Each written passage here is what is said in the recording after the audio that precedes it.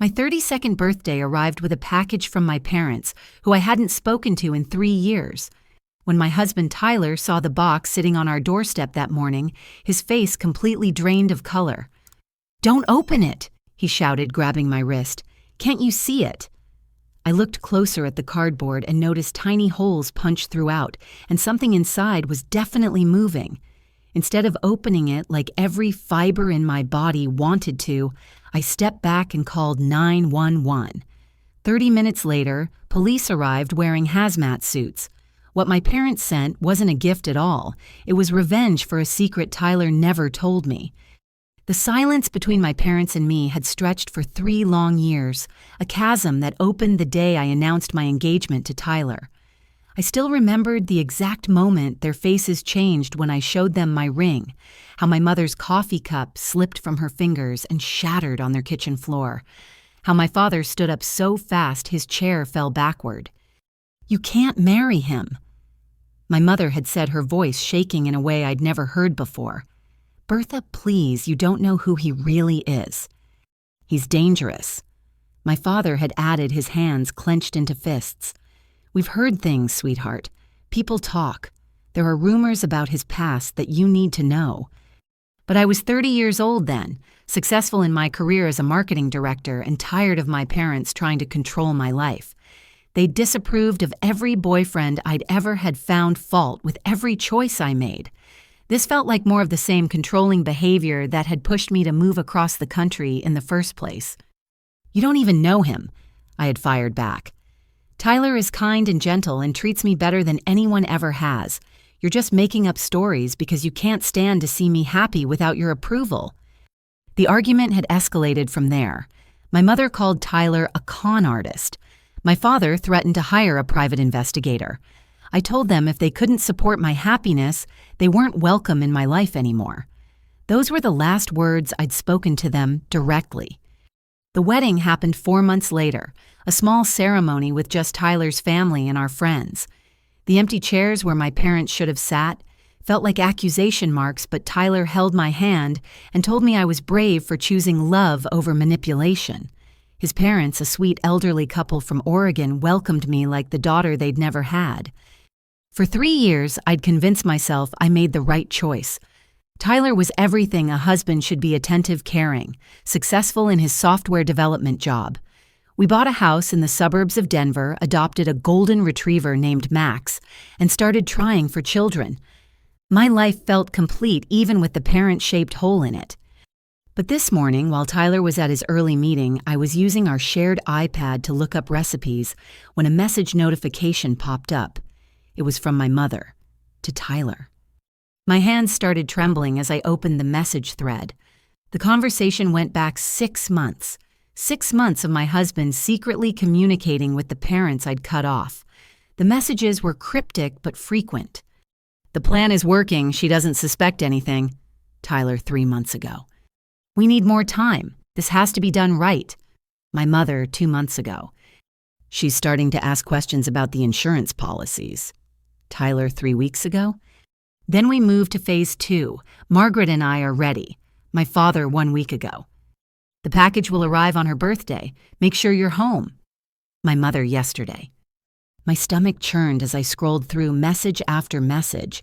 The 2 people I loved most in the world, who I thought hated each other, had been conspiring behind my back. About what and why? When I heard Tyler's car in the driveway 2 hours early, I knew he'd received an alert about the iPad activity. He burst through the door, his face flushed and breathing hard. "Bertha, I can explain." He started, then his eyes went to the window where the package sat on our porch. "Oh God, it's here already. Don't go near it.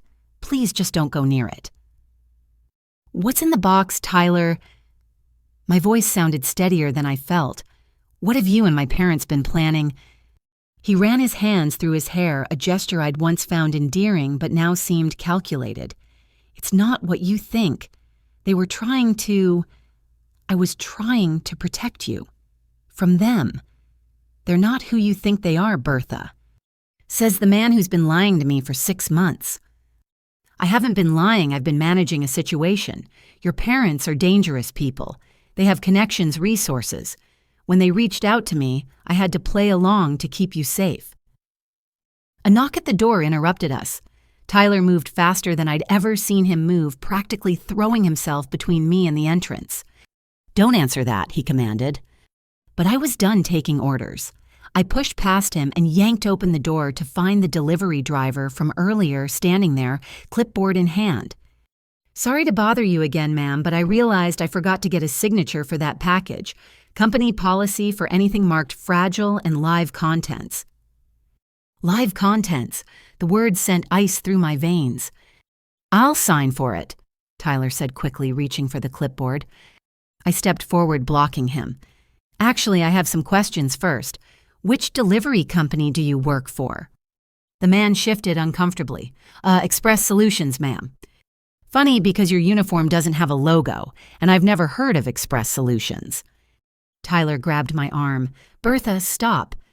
The man's eyes darted between us, and something in his expression made my skin crawl. He wasn't nervous like a caught delivery driver would be. He was assessing, calculating. "Who are you really?" I demanded.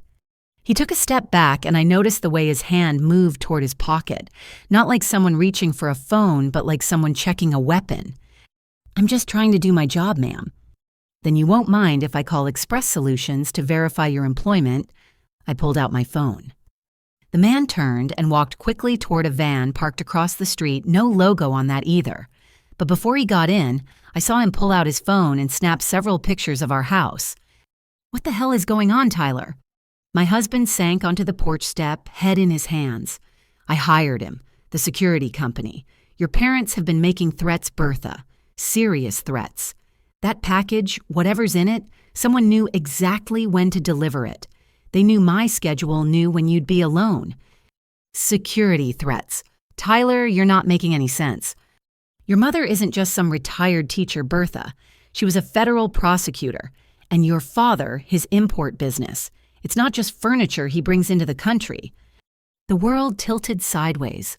Everything I thought I knew about my family, my marriage, was crumbling like sand castles at high tide. That's when I noticed the sounds coming from the box on our porch, soft scratching noises like fingernails on cardboard. And through those tiny holes, something moved. Something with too many legs. "We need to call the police," I said, my voice barely a whisper. "Yeah," Tyler agreed, and for the first time since I'd known him, he looked truly terrified. "Yeah, we really do." The 911 operator kept me on the line while we waited, her calm voice a lifeline in the chaos. She told us to evacuate the house immediately to get as far from the package as possible. Tyler and I sat in my car at the end of our driveway, watching our home like it might explode at any moment. "Units are 3 minutes out," the operator assured me. "Can you describe the package again?" "It's about 2 feet by 2 feet, brown cardboard, lots of small holes punched in it. There's definitely something alive inside, multiple somethings from the sound." Beside me, Tyler kept checking his phone, typing messages, then deleting them. His hands shook so badly he could barely hold the device. "Who else knows about this package?" I asked him. "Just your parents and—" He trailed off as 3 police cars screamed around the corner, followed by what looked like a hazmat vehicle. God, this is really happening. Officers in regular uniforms established a perimeter, while 2 figures in full hazmat suits approached our porch. The whole scene felt surreal, like something from a movie happening on our quiet suburban street. Neighbors came out of their houses, phones raised to record the drama. "Sir, ma'am, I'm Detective Sarah Chen." A woman in plain clothes approached our car. "I need you both to come with me to the station while the hazmat team secures the package." "I'm not going anywhere until I know what's in that box," I said. "Ma'am, for your safety." My parents sent it. My estranged parents, who apparently have been plotting with my husband. I deserve to know what's inside. Detective Chen studied me for a moment, then nodded. "You can observe from a safe distance, but if the team says evacuate, we evacuate. No arguments."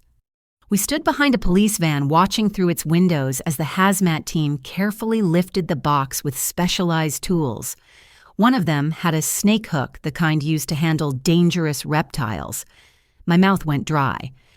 "Opening the package now," one of them announced through the radio. Even from 50 feet away, I could hear Tyler's sharp intake of breath as the lid lifted. The hazmat technician jerked back, nearly dropping the box.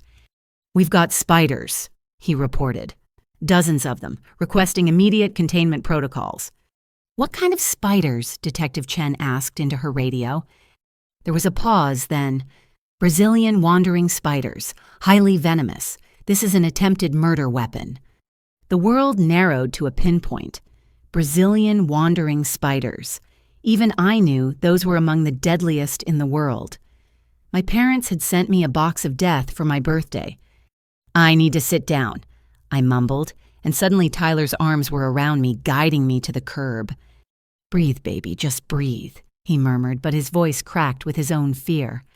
Detective Chen crouched in front of us. "Mr. Morrison, Mrs. Morrison, I need you to understand the severity of this situation. Those spiders could have killed you within hours.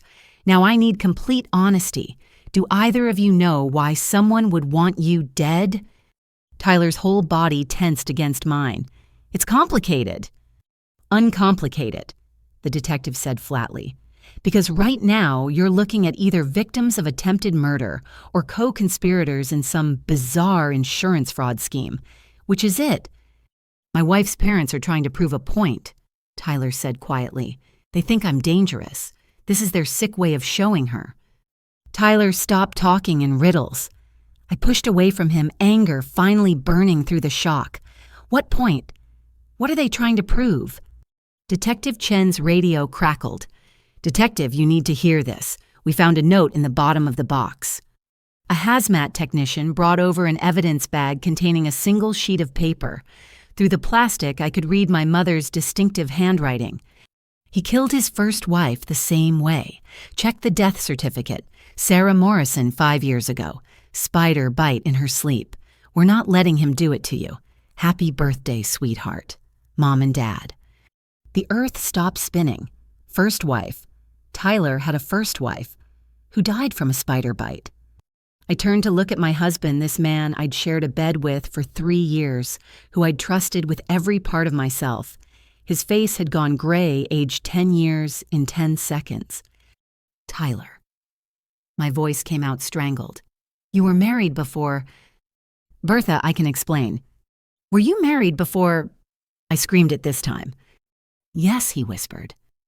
Detective Chen stood slowly. "Mr. Morrison, I'm going to need you to come with me. You're not under arrest, but I have some questions that can't wait." "I'm not leaving my wife." "That's not your choice anymore," I said, standing on unsteady legs.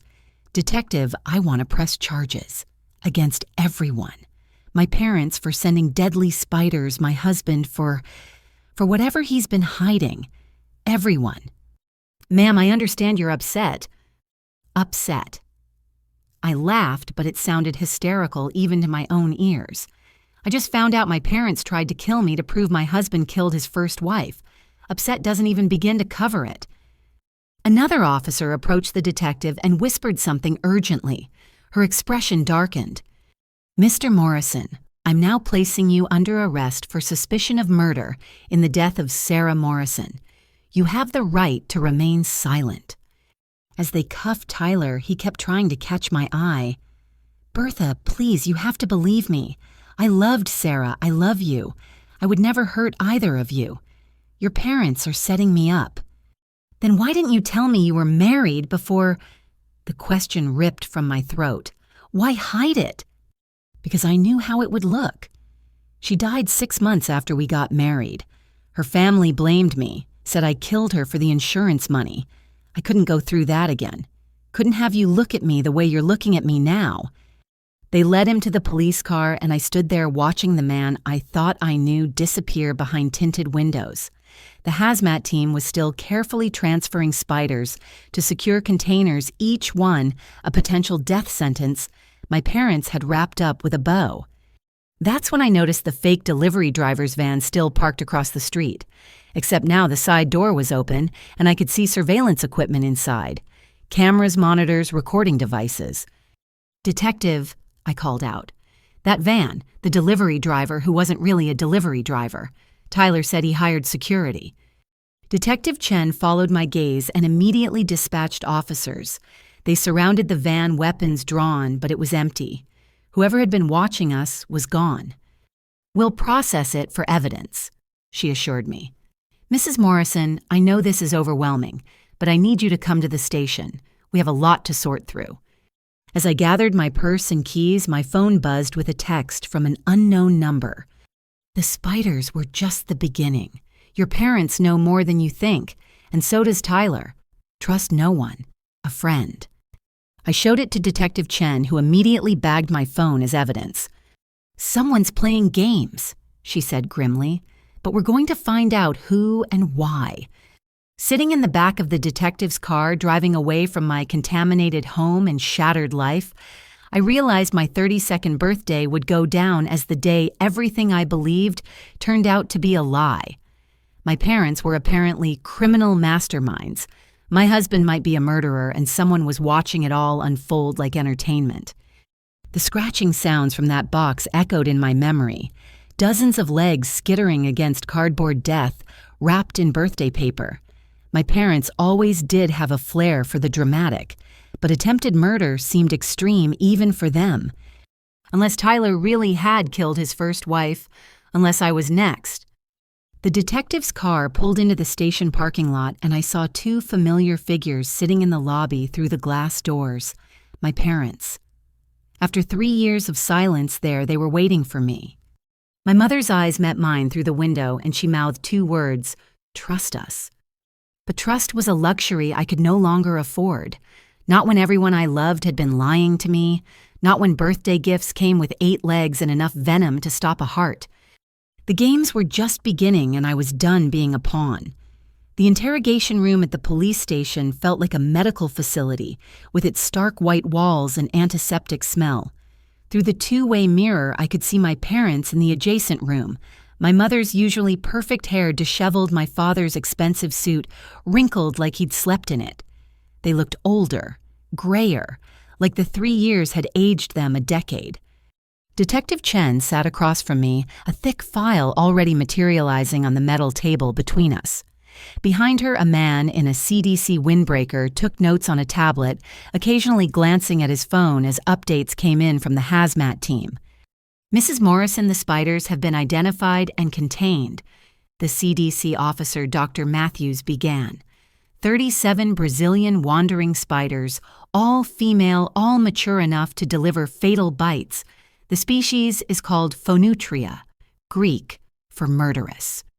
"Subtle," I muttered, wrapping my arms around myself. My parents always did like their symbolism.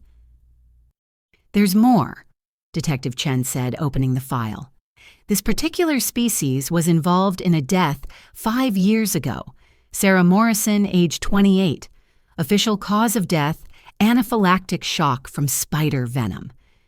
She slid a photograph across the table. A young woman with dark hair and kind eyes smiled back at me. Sarah, the first Mrs. Morrison, the woman whose bed I now slept in, whose husband I'd married, whose death might not have been accidental. "The coroner's report notes something unusual," Dr. Matthews added. "The bite pattern suggested the spider was placed deliberately. These spiders are aggressive, but they don't typically attack sleeping humans unless provoked or positioned to do so. You're saying someone put a spider in bed with her." That was the family's theory, but there was no evidence of spiders in the home, no way to prove it wasn't a freak accident. The case was closed. Detective Chen pulled out another document. "Your husband inherited $500,000 from Sarah's life insurance policy. He used it to start his software company, moved across the country, and legally changed his name from Marcus Webb to Tyler Morrison." The room tilted. "His name isn't Tyler Morrison. He took his deceased brother's first name and Sarah's maiden name. Said he wanted a fresh start after the tragedy." The detective's voice was carefully neutral. "He met you 18 months later." My hands trembled as I reached for the water cup she'd provided. Everything about my life was unraveling like a cheaply made sweater, one pull, and it all came apart. My parents knew about this. Your mother requisitioned the case files 2 years ago, right after your engagement. She spent considerable time and resources investigating your husband's background. What she found was troubling. The door opened and another officer entered, whispering urgently to Detective Chen. Her expression darkened. The tech team just finished processing your husband's laptop. Mrs. Morrison, were you aware he had a $2 million life insurance policy on you? The water cup slipped from my numb fingers, spilling across the table. $2 million. We have policies, but they're for $200,000 each, standard coverage. This one was taken out 6 months ago. You're listed as having a pre-existing heart condition that would make spider venom particularly fatal. I don't have a heart condition. According to the medical forms your husband submitted, you do. He's been playing a long game, Mrs. Morrison. Dr. Matthews pulled up something on his tablet. There's more. The search history on his computer shows extensive research into spider venom, particularly its interaction with certain medications. Has he ever given you any supplements or vitamins? My blood turned to ice water. He started giving me energy vitamins about 4 months ago, said I seemed tired all the time. We'll need to test those immediately. If he's been microdosing you with venom to build up markers in your system. He's been poisoning me. The words came out as a shriek, to make it look like I had a bad reaction when he finally, oh God, I think I'm going to be sick. Detective Chen quickly directed me to a trash can where I emptied my stomach, my body rejecting the very thought of what Tyler might have been doing to me. When I finished, she handed me tissues and more water. Your parents' package wasn't an attempted murder, she said quietly. It was evidence. They knew we'd have to investigate, that we'd test your blood, discover what he's been doing. They were trying to save your life. By sending deadly spiders, by forcing our involvement. They knew you wouldn't believe them, not after 3 years of estrangement, but you'd believe forensic evidence. A knock on the door interrupted us. An officer leaned in. The husband's lawyer is here. Also, the wife's parents are insisting on seeing her. Not yet, I said quickly. I need to understand everything first. What else did Tyler research? Detective Chen flipped through more papers. Methods of spider introduction, how to make bites look accidental, which species leave the least trace evidence. But here's the interesting part. He wasn't just researching for you. There are files on 3 other women, all deceased, all from spider bites or severe allergic reactions to insect venom. 3 others. My voice was barely a whisper. Julia Martinez in Phoenix 6 years ago, Emma Thompson in Seattle 7 years ago, Ashley Williams in Portland 9 years ago, all young women, all recently married, all with substantial life insurance policies. He's a serial killer. The words tasted like poison in my mouth. I married a serial killer. Alleged, Detective Chen corrected carefully, but the pattern is concerning. Your parents found 2 of these cases in their investigation. They hired a private investigator who uncovered the 3rd just last week. Dr. Matthews stood up. I need to coordinate with the lab about those vitamins. Mrs. Morrison, we're going to need blood samples, hair samples, and a full toxicology screening. The sooner we can prove what's in your system, the stronger the case against your husband. After he left, Detective Chen leaned forward, her expression softer. I know this is a lot to process, but you're safe now. He can't hurt you anymore. Can he? His lawyer's here? He'll probably make bail, and I have to go home to a house we shared, sleep in a bed, where he might have been slowly poisoning me, look at wedding photos knowing he might have killed 4 women before me. You don't have to go home. We can arrange protective custody, or perhaps your parents. My parents, who sent me a box of deadly spiders. Who risked federal charges to save your daughter's life, she corrected. They could have gone to the police directly, but they knew Tyler would have time to destroy evidence to finish what he started with you. This way, catching him off guard preserved everything we needed. The door burst open. A man in an expensive suit strode in like he owned the building. This interrogation ends now. My client's wife has no obligation to speak without her own attorney present. She's not being interrogated, counselor, Detective Chen replied coolly. She's a victim providing voluntary information about attempted murder. The lawyer, who I recognized as Patricia Caldwell from the news, turned her sharp gaze on me.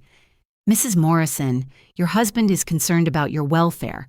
He wants you to know he loves you, and this is all a terrible misunderstanding." A misunderstanding.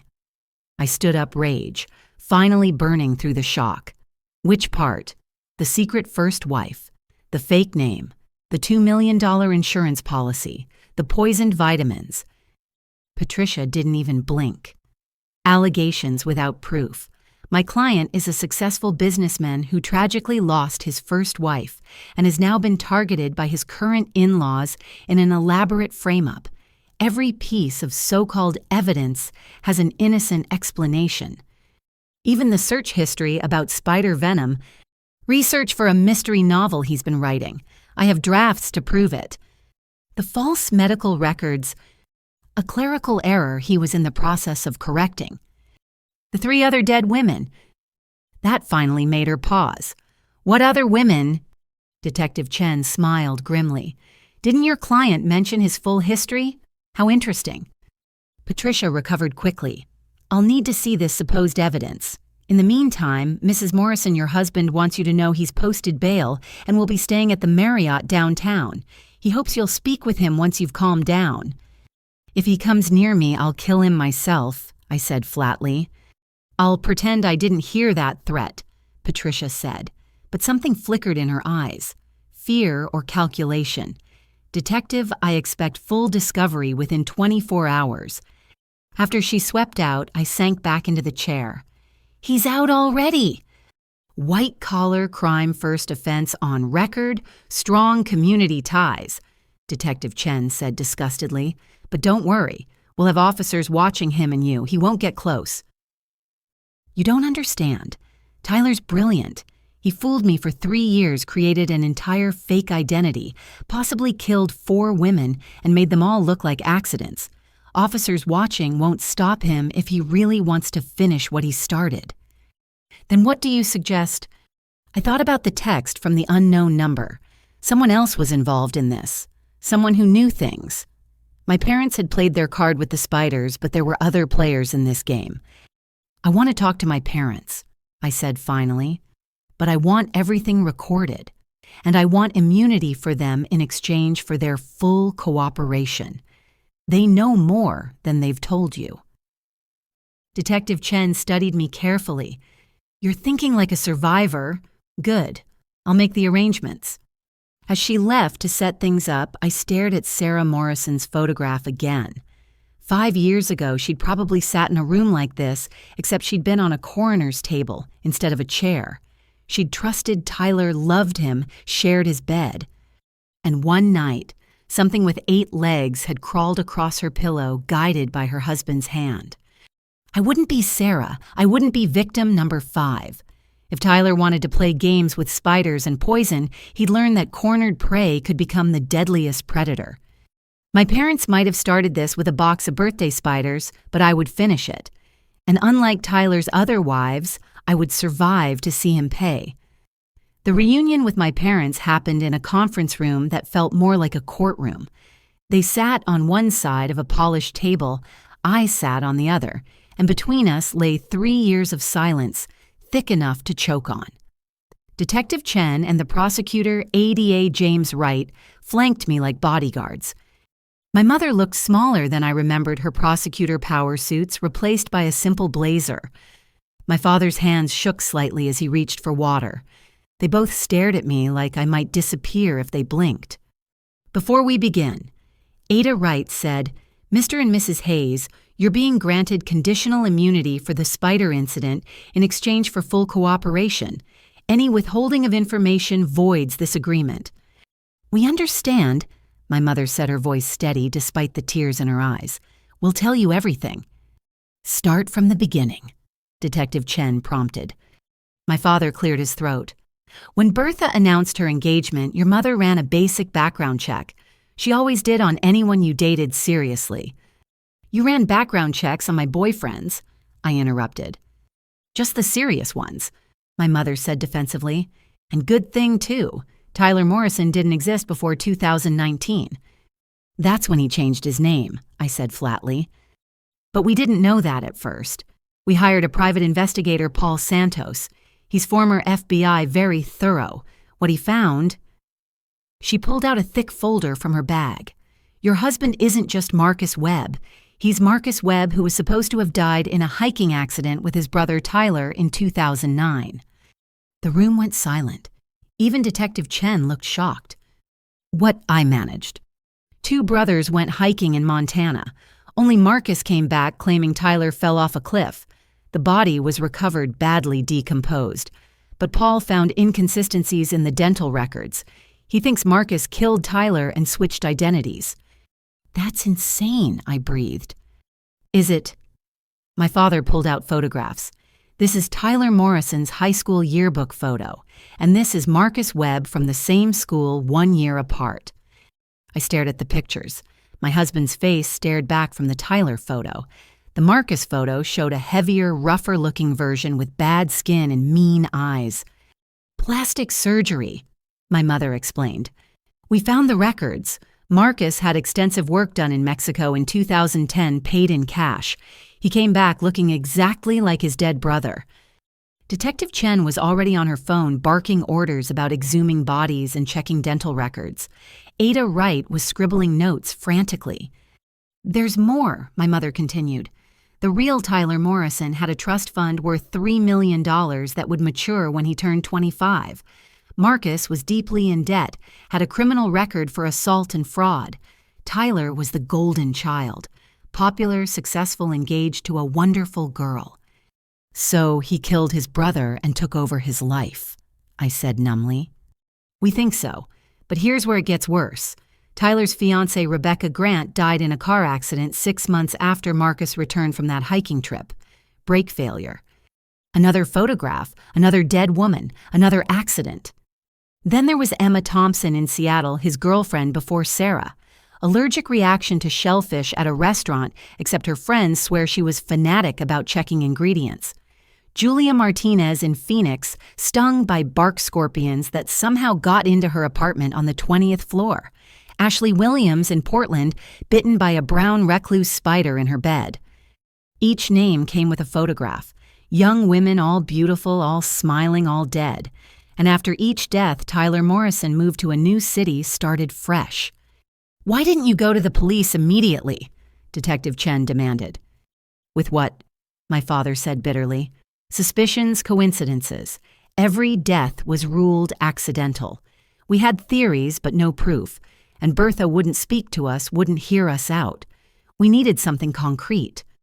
So you sent deadly spiders, I said. We sent evidence, my mother corrected. Brazilian wandering spiders, the same species that killed Sarah. We knew the police would have to investigate, would test your blood, would find what he's been giving you. How did you know he was poisoning me? Your Instagram posts, my father said quietly. You mentioned being tired all the time, having headaches, feeling dizzy. Same symptoms Sarah's friends described in the months before she died. We knew his pattern. Ada Wright looked up from his notes. You realize this makes you accessories after the fact you knew about multiple murders and didn't report them. We tried. My mother's composure finally cracked. I went to the Phoenix PD, Seattle PD, Portland PD. They all said the same thing. No evidence of foul play. Marcus is careful. He studies his victims, finds their vulnerabilities, makes their deaths look natural. By the time I had enough pieces to see the pattern, Bertha was already married to him. So you spent 2 years building a case, Detective Chen said. Paul Santos never stopped investigating. He found witnesses who saw Marcus near Rebecca's car the night before her brakes failed. A pet store clerk who sold bark scorpions to someone matching his description. A waiter who saw him grinding tablets into Emma's food. But witness memories fade. Security footage gets deleted. We needed him to make a mistake. Enter the spiders, I said. I remember Sarah's case, my mother continued. The family insisted she was murdered, said someone placed that spider in her bed. They hired experts who testified that wandering spiders don't behave that way naturally. But without the actual spider or proof of purchase, it went nowhere. So you recreated the crime to expose it, Ada Wright said slowly. Brilliant, completely illegal, but brilliant. We were running out of time, my father said urgently. Paul intercepted communications showing Tyler was accelerating his timeline. The vitamins, the increased insurance, mysterious doctor visits Bertha didn't remember. He was maybe weeks away from striking. I thought about those vitamins Tyler so lovingly brought me each morning with breakfast. How he'd watch me swallow them, kiss my forehead, tell me he wanted me healthy for our future children. Bile rose in my throat again. There's something else, my mother said quietly. Something we discovered last week that made us desperate enough to send the spiders. Patricia Caldwell, his lawyer. She's not just any attorney, she's Marcus Webb's biological mother. The room exploded into chaos. Detective Chen was on the phone again. Ada Wright was demanding all files on Patricia Caldwell, and I sat frozen as another piece clicked into place. She gave him up for adoption when he was 2, my father explained over the noise. But they reconnected when he was 20. She's been cleaning up his messes ever since. Every time he moved cities, she handled the legal transitions. Every time questions arose about deaths, she shut them down. She's the reason he's never been caught. She knew, I whispered. His own mother knew he was killing women and helped him. We think she's more than complicit, my mother said. We think she helped plan some of them. She specializes in estate law insurance claims. She knows exactly how to structure policies to avoid scrutiny, how to create paper trails that support accidental death claims. My God, Ada Wright looked sick. We're not dealing with a serial killer. We're dealing with a murder team. A team that's operated successfully for 15 years, my mother confirmed, until they met my daughter, until they underestimated what parents will do to save their child. Detective Chen stood up. We need to get you somewhere safe, Mrs. Morrison. If Patricia Caldwell is involved, she has resources we haven't accounted for, and your husband just made bail through her firm. Where would I go? I asked desperately. He knows all my friends, my routines, my passwords. He's been studying me for 3 years just like those other women. There's nowhere I'd be safe. Yes, there is, my mother said firmly. Come home with us. We've turned our house into a fortress since this started. Security systems, panic rooms, the works. Let him try to get to you there. I looked at these people I'd cut from my life who'd spent years fighting a monster to save me even when I wouldn't speak to them. They'd risked prison, spent their savings, made themselves targets of a serial killer and his psychopath mother, all because they loved me. Okay, I said simply, let's go home. But even as we made plans for my protection, I couldn't stop thinking about Tyler out there in his hotel room, probably planning his next move. He'd killed at least 5 women, possibly more. He'd worn his dead brother's face for 15 years. He'd made me love him while slowly poisoning me. The spider in that birthday box hadn't been the real threat. The real threat had been sleeping beside me for 3 years, whispering loves and promises while calculating the best way to make my death look accidental. My parents had sent me killers in a box to warn me about the killer in my bed. And somewhere in the city, Tyler Morrison, Marcus Webb, whoever he really was, sat planning his next move in a game where women's lives were just insurance payouts waiting to be collected. But this time was different. This time his victim knew the truth. This time he'd picked the wrong family to mess with. The hunt was on and I refused to be prey. The drive to my parents' house took us through neighborhoods I'd avoided for 3 years. Every street corner held a memory of the life I'd walked away from, convinced I was choosing love over control. Now sitting in the back of an unmarked police car with Detective Chen, I realized I'd chosen a predator over protection. My childhood home looked different, transformed into what my father hadn't exaggerated in calling a fortress. New security cameras covered every angle, motion sensor lights blazed to life as we approached, and I noticed the subtle reinforcement of doors and windows. They'd been preparing for war while I played house with a killer. Inside, my mother led us to what used to be my father's study, now converted into some kind of investigation command center. Walls covered in photographs, timelines, maps with red pins marking deaths. 3 years of obsessive research laid out like evidence in a courtroom. Paul Santos works from here twice a week, my mother explained, gesturing to the elaborate setup. We knew we'd need everything organized when the time came to act. Detective Chen studied the boards with professional interest. This is more thorough than some federal investigations I've seen. We had motivation they didn't, my father said simply. I gravitated toward a section labeled with my name, seeing my life documented in painful detail. Restaurant receipts, doctor visits, social media posts, analyzed for signs of poisoning. They'd been watching me as carefully as Tyler had, trying to protect what he was trying to destroy. Mrs. Morrison, we need to discuss something, Detective Chen said, pulling out her tablet. The lab results from your blood test came back. You need to see this. The numbers on the screen meant nothing to me until she explained. These are trace amounts of various spider venoms in your system. Not enough to kill, but enough to build up over time. But that's not the concerning part. These markers here, they indicate you've also been exposed to ricin. Ricin. My legs gave out and I sank into a chair. The poison from Breaking Bad, ricin, in microscopic doses. Combined with the spider venom, it would create symptoms that mimic a severe allergic reaction. Any emergency room would treat it as anaphylaxis, not poisoning. By the time they realized the truth, if they ever did, it would be too late. My mother made a sound like a wounded animal. How long has this been going on? Based on the accumulation levels, approximately 4 months. 4 months, spring. When Tyler had started bringing me breakfast in bed every morning, those special vitamins mixed into smoothies he made with such care. When he'd been so attentive, so loving, making sure I took care of myself. He was documenting it too.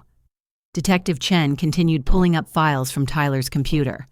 He has a spreadsheet tracking your symptoms, adjusting doses based on your reactions.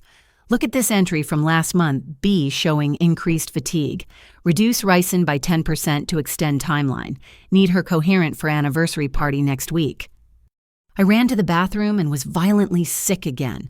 My own husband had been calculating my death like a science experiment, adjusting his poisoning schedule around social events. When I'd felt too tired for date night, he'd commiserated and suggested we stay in. When I'd rallied for our anniversary party, he'd taken credit for the vitamins helping.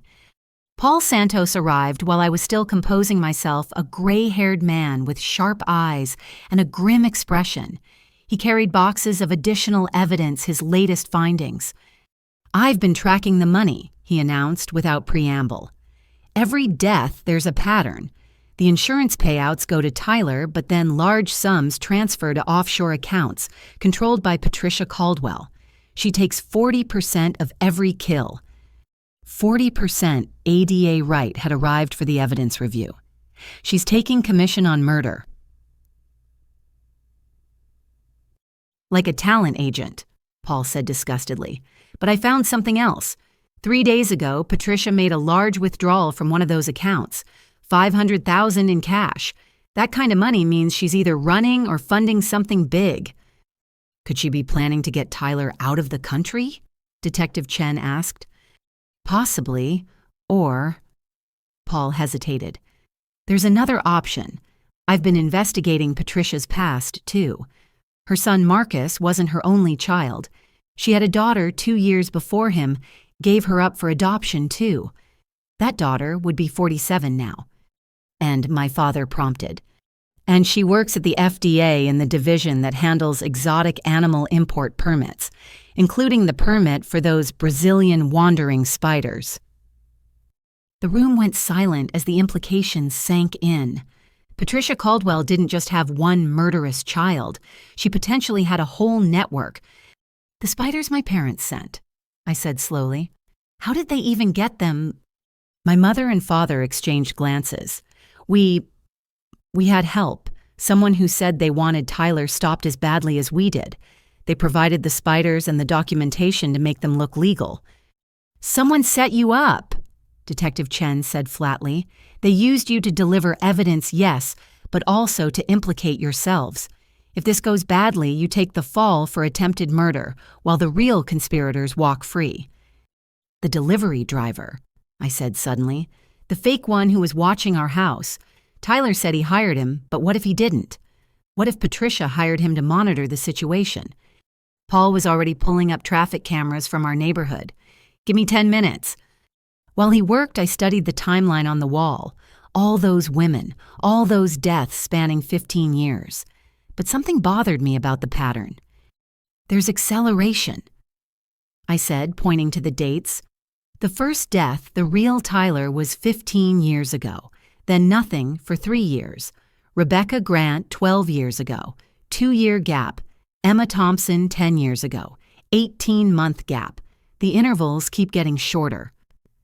Like he needs it more frequently, Detective Chen observed, or he's getting greedier. Or someone's pushing him to produce more, Ada Wright suggested. If Patricia's taking 40% and has expensive tastes— Got him, Paul announced, throwing images on a laptop screen. The delivery van is registered to a shell company owned by, surprise, surprise, Caldwell Enterprises. But look who's driving. The enhanced photo showed a woman in her late 40s with Patricia's sharp features and cold eyes. The sister, my mother breathed. She's real.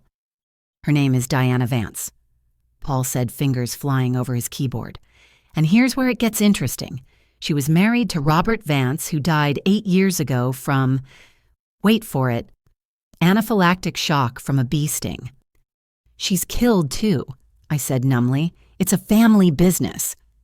$3 million insurance payout, Paul confirmed, which she used to buy her way into a government position where she could facilitate her mother's import needs. They're all connected. My phone, now monitored by police techs, suddenly buzzed with a text from Tyler's number. Baby, please talk to me. I'm scared and confused. Your parents are lying about everything. I can prove it. Meet me and I'll show you evidence that they're the real killers. I love you.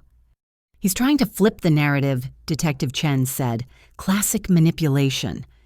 Another text. Check your email. I sent you proof about your parents. They killed my Sarah to frame me.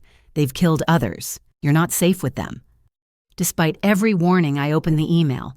It contained documents that looked official papers suggesting my parents had connections to organized crime, that my mother had prosecuted rivals to protect their interests, that the furniture import business was a front for smuggling. Sophisticated forgeries, my mother said, looking over my shoulder. But forgeries nonetheless. I prosecuted those crime families, not protected them. He's desperate, Paul observed. This kind of sloppy frame job isn't his usual style. He's improvising. That's when Ada Wright's phone rang. He answered, his face growing increasingly pale. Yes, Your Honor. I understand. Yes, they'll be there. He hung up and looked at us grimly. Patricia Caldwell just got an emergency hearing scheduled for tomorrow morning. She's filing for a restraining order against Mr. and Mrs. Hayes on Tyler's behalf, claiming harassment and attempted murder. She's also moving to have all evidence obtained from the spider incident thrown out as fruit of the poisonous tree. She can't do that, I protested. She's Patricia Caldwell, he said bitterly. She owns half the judges in this state through campaign contributions. She's also filed a civil suit against your parents for emotional distress defamation and attempted murder. She's asking for $50 million. $50 million. My father looked sick. We don't have that kind of money. She knows that. She wants to bankrupt you, destroy your credibility, make you look like crazy vindictive parents who tried to kill their son-in-law out of spite. By the time she's done spinning, this Tyler will look like the victim. I stood up, rage burning through the fear. No, absolutely not. He's poisoned me for months, killed multiple women, stolen his brother's identity. He doesn't get to play victim. Then we need more evidence, Detective Chen said. Something Patricia can't spin or suppress. Mrs. Morrison think. In 3 years of marriage, there must have been something. Some mistake, he made some glimpse of who he really was.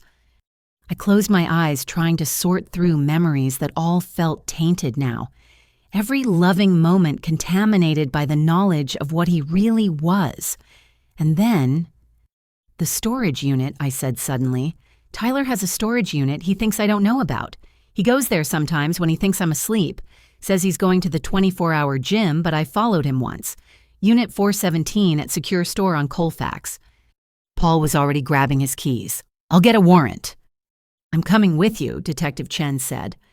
We all are, I added. Whatever's in there, I need to see it. 2 hours later, we stood before Unit 417 with a warrant and bolt cutters.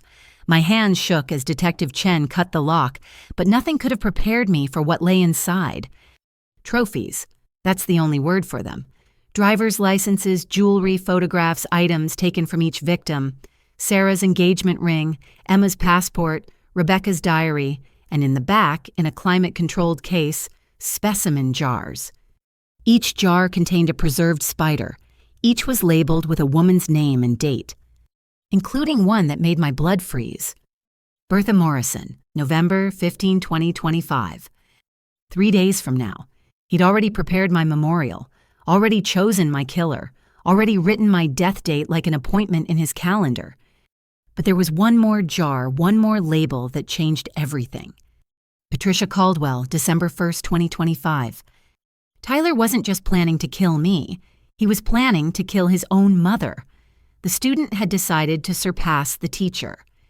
And somewhere in Denver, 3 killers circled each other in a deadly dance, each thinking they were the smartest predator in the room. But they'd forgotten one thing. Prey that knows it's being hunted can become the most dangerous animal of all. The revelation in the storage unit sent shockwaves through the investigation. Tyler planned to kill his own mother. The woman who'd protected him facilitated his murders, shared in his profits. Patricia Caldwell, the puppet master, had become the next puppet to be cut. Back at my parents' house, we spread the evidence across the dining room table like a macabre jigsaw puzzle. Each piece told part of a story I was still struggling to comprehend. Detective Chen had called in federal agents, and the house buzzed with activity. The Patricia jar changes everything, Ada Wright said, staring at the labeled specimen. If we can prove she knows about this threat, she might flip on him to save herself. A woman who helped her son kill multiple people isn't going to develop a conscience now, my mother argued. She'll see this as betrayal and double down on protecting him while planning her own counterstrike. Paul Santos pulled up financial records on his laptop. Look at this. 2 weeks ago, Tyler opened a new insurance policy on Patricia. $5 million with himself as sole beneficiary. She co-signed it. She co-signed her own death warrant, I asked incredulously. The paperwork lists it as estate planning, standard procedure for business partners. She probably didn't read the fine print about accidental death clauses. My phone buzzed. Another text from Tyler. I know you found the storage unit. Those aren't trophies. They're evidence I collected to protect myself. Mom's gotten greedy, threatening to expose me if I don't pay more. I was gathering proof of her involvement. Please, baby, I need your help. She's the real monster here. He's trying to recruit you, Detective Chen observed. Turn you against Patricia before we can approach her. Another text. Check your front door. I left something for you. Proof that everything I'm saying is true. I'm risking everything to save us both from her. The security cameras showed a package on the doorstep, left by someone in a hood who'd avoided showing their face. The bomb squad was called, but X-rays revealed only papers inside. When they cleared it, I opened the package with gloved hands. Inside were documents that made my stomach turn. Photos of Patricia meeting with various people, bank records showing her payments, and most damning email exchanges where she discussed removing obstacles and collecting on investments. He's documenting his mother's crimes while planning to kill her, Paul said, scanning the emails. This is legitimate evidence. He's gift-wrapping her prosecution while setting up her murder. Or she planted this to frame him, my father suggested. We can't trust anything from either of them. But buried in the stack was something that made me gasp. A photo of myself from 2 weeks ago taken at my yoga class. I was in child's pose, vulnerable and unaware. Written on the back in Tyler's handwriting, injection site options, lower back optimal. She'll think it's muscle pain. He was planning to inject me during yoga. My voice cracked. While I was relaxing, trusting completely defenseless, Detective Chen immediately dispatched units to the yoga studio to retrieve security footage. This photo proves premeditation and planning. It's exactly what we need. There's more, Paul said, studying the metadata. This was taken with a phone registered to Diana Vance. The sister was stalking you for him. The web kept getting more tangled. 3 killers, all related, all watching me, all planning deaths, while suspecting each other. It was like being trapped in a spider's web where every strand led to another predator. My father's phone rang. He answered, his face growing grim. That was building security from my office. Someone broke in tonight. They're reviewing footage now. What could they want from a furniture import office? Detective Chen asked. The real business records, my mother said quietly. We kept backup files there of everything we found on Tyler in case something happened to us. If Patricia knows we've been investigating, she's covering tracks, Paul finished, or looking for leverage. 30 minutes later, security footage revealed the truth. Diana Vance, bold as brass, walking into my father's office using a cloned keycard. She spent an hour photographing documents before leaving with several boxes of files. Those files contained witness statements. My mother said, panicking. People who agreed to testify about seeing Tyler near victims. She knows who to threaten now. Or who to kill, I said flatly. The federal agents were mobilizing protection for the witnesses when my phone rang from an unknown number. Against everyone's advice, I answered on speaker. Hello, Bertha. The voice was cultured cold, unmistakably Patricia Caldwell. I believe it's time we talked woman to woman. Your son tried to kill me, I said. My son is a disappointment who let emotion cloud judgment. You were supposed to be a simple transaction. Instead, he fell into the trap of actually caring for you. It made him sloppy. Caring, he's been poisoning me for months. Only after I insisted. Left to his own devices, he would have let you live. Love makes men weak. It's why I've never allowed it to interfere with business. Business, you mean murder. She laughed a sound like ice cracking. I mean survival. Do you know what it's like to be a teenage mother with no resources? To watch the system that's supposed to protect you instead grind you into dust. I learned early that the only way to win is to make your own rules. So you turned your children into killers. I gave them the tools to never be victims. Marcus was always eager to please, desperate for mommy's approval. Diana had the stomach for it but lacked finesse. Together, they could have built an empire. An empire of dead women. Weak women. Women who trusted too easily, who didn't protect themselves, who believed in fairy tales. You would have been different, Bertha. I saw it in your eyes at the wedding. The survivor's instinct. It's why I told Marcus to abort the plan. But he didn't listen. No. He saw dollar signs and convinced himself he could have both the money and the wife. Greed and sentiment, a fatal combination. And now look where we are. Police involvement, federal investigation, all because he couldn't just stick to the plan.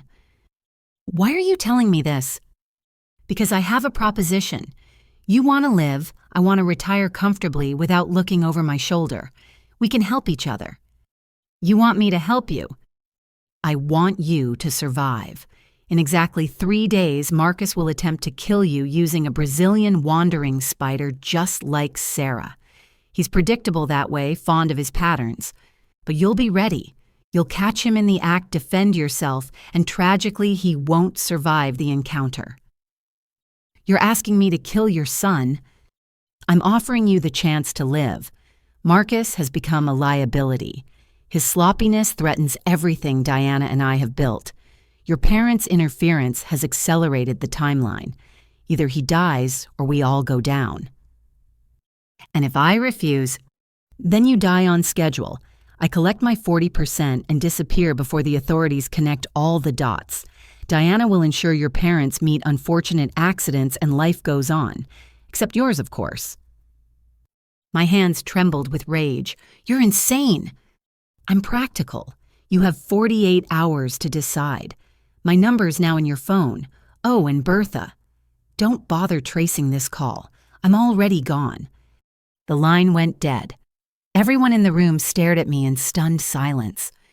"She just confessed to everything," Detective Chen said finally. "We recorded all of it." "Did we—" Paul was checking his equipment, frowning. "The recording's corrupted, just static." "She used a signal jammer," one of the federal agents said. "Military grade, we've got nothing." "So it's my word against hers," I said. "A grieving mother whose son was driven to madness by vindictive in-laws," Ada Wright said disgustedly. "She's already spinning it."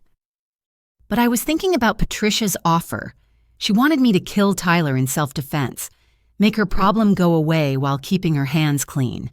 The spider matriarch sending others to do her killing as always. What if we give her what she wants?" I said slowly, "or make her think we are—" "Absolutely not," my mother said. "We're not killers." "No, but they think we are. They sent us those doctored documents trying to frame us. What if we play along? What if I agree to Patricia's plan, get her to incriminate herself further?" "It's too dangerous," Detective Chen argued. "Everything's dangerous now. 3 killers are circling me, each with their own agenda. The only way to survive is to make them attack each other instead of me." "Set them against each other," Paul mused. "It could work. Tyler already suspects Patricia's planning something. Patricia wants Tyler dead. Diana's playing all sides. And in 3 days, it all comes to a head," I added. "November 15th, my scheduled death date." Detective Chen made the call to her supervisors. After an hour of heated debate, they agreed. I would contact Patricia, pretend to accept her offer, and try to get actionable evidence. Meanwhile, they'd use Tyler's paranoia about his mother to push him into revealing more. But as I stared at Patricia's number in my phone, I wondered if I was clever enough to outmaneuver 3 people who'd been killing successfully for years.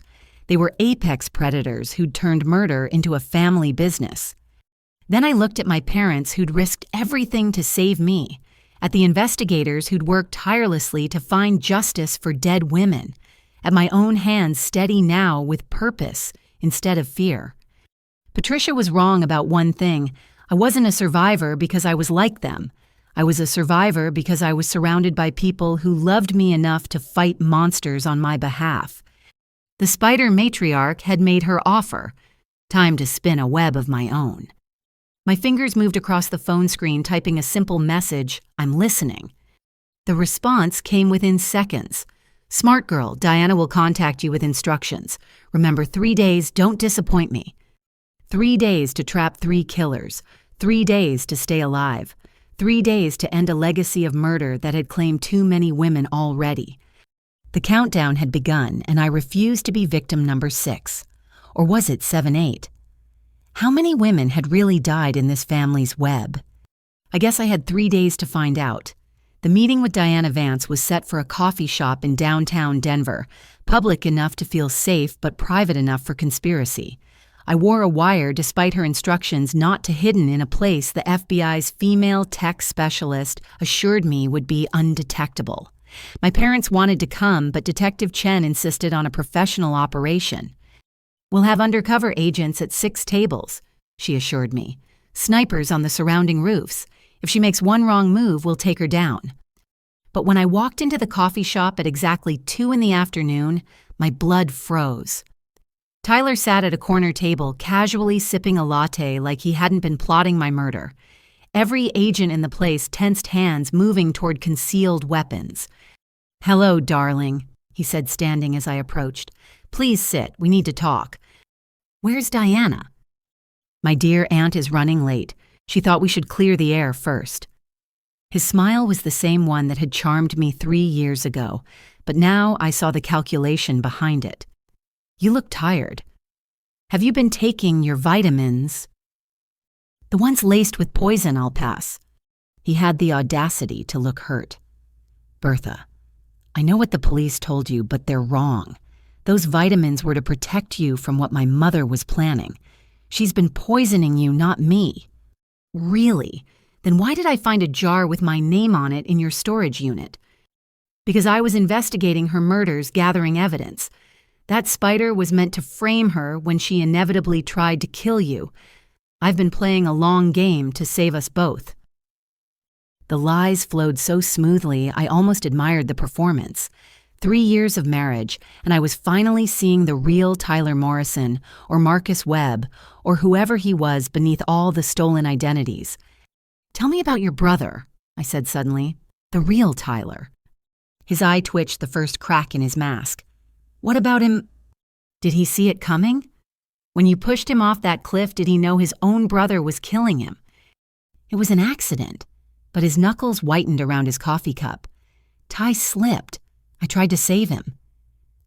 "Then why steal his identity? Why become him?" "Because Marcus Webb was nothing." The words exploded out of him before he caught himself. Several patrons looked our way. He forced his voice back to calm. "Marcus was a failure, a disappointment, a nobody going nowhere. Tyler had everything: trust fund, looks, potential. When he died, I saw an opportunity to become who I was meant to be." "So you murdered him." "I evolved, just like I've been helping you evolve. You were so meek when we met, so desperate for approval. I've made you stronger. By poisoning me, by showing you what you're capable of surviving. Look at you now, working with the FBI, playing games with my mother. You're magnificent." The twisted pride in his voice made my skin crawl. In his warped mind, he'd been doing me a favor, training me, creating his perfect victim, or maybe his perfect partner. "Your mother wants you dead," I told him bluntly. "I found the insurance policy you took out on her. She knows." His facade cracked completely. "That bitch knows how. She's Patricia Caldwell. You think she got where she is by trusting anyone, even her own son, especially her own son who's already killed his brother." "She made me what I am," he snarled. "Every death, every plan, every evolution came from her lessons. Never leave witnesses, Marcus. Always have insurance, Marcus. Love is weakness, Marcus. Well, guess what? The student surpassed the teacher. And now she wants to put the rabid dog down." His hand shot across the table, grabbing my wrist. 2 agents started to rise, but I subtly waved them off. "We could run," he said urgently. "Right now. Leave everything behind. I have money, hidden away identities she doesn't know about. We could start fresh. Like you did with Sarah, with Emma, with all the others. They were practice. You're the real thing. The one I actually fell for against all my training." His grip tightened painfully. "Do you know how terrifying it was to realize I loved you, that I was breaking the cardinal rule Mother always said love would get me killed, and she was right, because I can't bring myself to finish what I started with you. But you still poisoned me. Small doses, enough to satisfy Mother's progress reports. I've been diluting them for weeks, trying to buy time to figure out a solution. Why do you think you're still alive?" The revelation hit like cold water. He was admitting to poisoning me, but claiming he'd been holding back. In his twisted logic, this was love. This was mercy. "There is a solution," I said carefully. "Your mother offered me one. I kill you in self-defense when you come for me with the spider. She gets rid of a liability, I get to live." His face went through several expressions: surprise, rage, and then something like admiration. "She always was a strategic thinker. Let me guess, Diana's supposed to coordinate it all. She's 40 minutes late. Because she's probably ransacking my apartment right now, looking for the evidence I have on both of them." He laughed bitterly. "We're all turning on each other. The family business is eating itself." "Then help me stop it, turn state's evidence, put them all away." "And spend life in prison? I don't think so." He leaned back, studying me with those calculating eyes. "But I'll make you a better offer than Mother's. Help me kill her first. Make it look like she came after you and you defended yourself. I'll disappear forever and you get to live." "Why would I trust you?" "Because unlike her, I actually care if you survive." He pulled out his phone, showing me a message thread with Diana. "Look, she's been pushing me to accelerate your timeline. Stop being sentimental, Marcus. Finish the job." But I keep stalling. The messages looked real, but I'd learned not to trust anything from this family. They could probably forge documents in their sleep. "Counter offer," I said. "You all turn on each other publicly, confess everything, take responsibility for every woman you've killed, give their families closure." He laughed, a sound devoid of humor. "You really have evolved, negotiating with killers like you're one of us." "I'm nothing like you." "No, you're sitting here calmly discussing murder plots. You're wearing a wire, probably armed agents all around us. You're playing all sides just like we do. Face it, darling. We've trained you well." Before I could respond, his phone buzzed. His face paled as he read the message. "Diana's not coming," he said. "Mother's called a family meeting. Seems she knows about our chat." How could she know? He was already standing, tossing money on the table. "Because she owns this coffee shop, has for years. Cameras everywhere." He leaned down, whispering in my ear. "The offer stands. Her or me. Choose wisely. You have until tomorrow night." Then he was gone, walking out like he didn't have federal agents tracking his every move. I sat there shaking as Detective Chen's voice crackled through my earpiece. "We got it all. He confessed to multiple murders. We can arrest him now." "No," I said quietly. "Not yet. Let them have their family meeting. Let them plot against each other. We need them all, not just Tyler." "It's too dangerous." "Everything about this is dangerous, but they're rattled now, making mistakes. Patricia knows Tyler wants her dead. Tyler knows she wants him dead. Diana's playing both sides. They're going to implode. And you'll be ground zero when they do." I stood up, noticing a small envelope on Tyler's chair. Inside was a key and an address. Below that, in his handwriting, "If you want the truth about all of them, go here. Alone. T." "Ma'am." An undercover agent appeared at my elbow. "We should go." I pocketed the key without showing anyone. Tyler had left me breadcrumbs to follow, probably another trap. But maybe it was the evidence we needed to end this nightmare. Outside, Denver's afternoon sun felt like a spotlight exposing me to any of the 3 predators circling my life. Patricia pulling strings from her legal fortress, Diana hunting witnesses with government resources, Tyler playing wounded lover while planning his next move. The Spider family was turning on itself just as I'd hoped, but I was still caught in the center of their web, and tomorrow night one of them would make their move. The question was, would I be ready with a counter-move of my own? As we drove back to my parents' house, I fingered the key in my pocket. Whatever Tyler wanted me to find, whatever game he was playing, I'd have to be smarter than all of them. Because in this family, there were no winners, only survivors and bodies. And I refused to be just another jar in someone's collection. That night, I couldn't stop thinking about Tyler's key. It burned in my pocket like a guilty secret while my parents, Detective Chen, and the FBI agents planned tomorrow's operation. They were so focused on the meeting, the wires, the backup plans, that no one noticed when I slipped away to my old room. Everything was exactly as I'd left it 3 years ago. Teenage posters, college textbooks, and in the back of my closet, the box I'd been looking for. My journal from when Tyler and I first started dating. I opened it with trembling hands, expecting to find the giddy entries of a woman in love. Instead, I found something that made my blood run cold. The first few entries were normal, describing our early dates, how charming Tyler was, how different from other men I dated. But then about 3 months in, the tone changed dramatically. May 15th. Something's wrong with T, found inconsistencies in his stories. His college roommate doesn't exist. Called Northwestern, no record of him graduating. Why would he lie? May 17th, hired private investigator. Feel crazy doing this, but need to know truth. It's been asking about my savings life insurance from grandma. Red flags everywhere. May 20th, PI found something horrible. Its real name might be Marcus Webb. Previous girlfriend died mysteriously. Can't process this. Meeting T tonight to confront him. The next entry was dated 3 weeks later in handwriting that looked shakier, less certain. June 10th.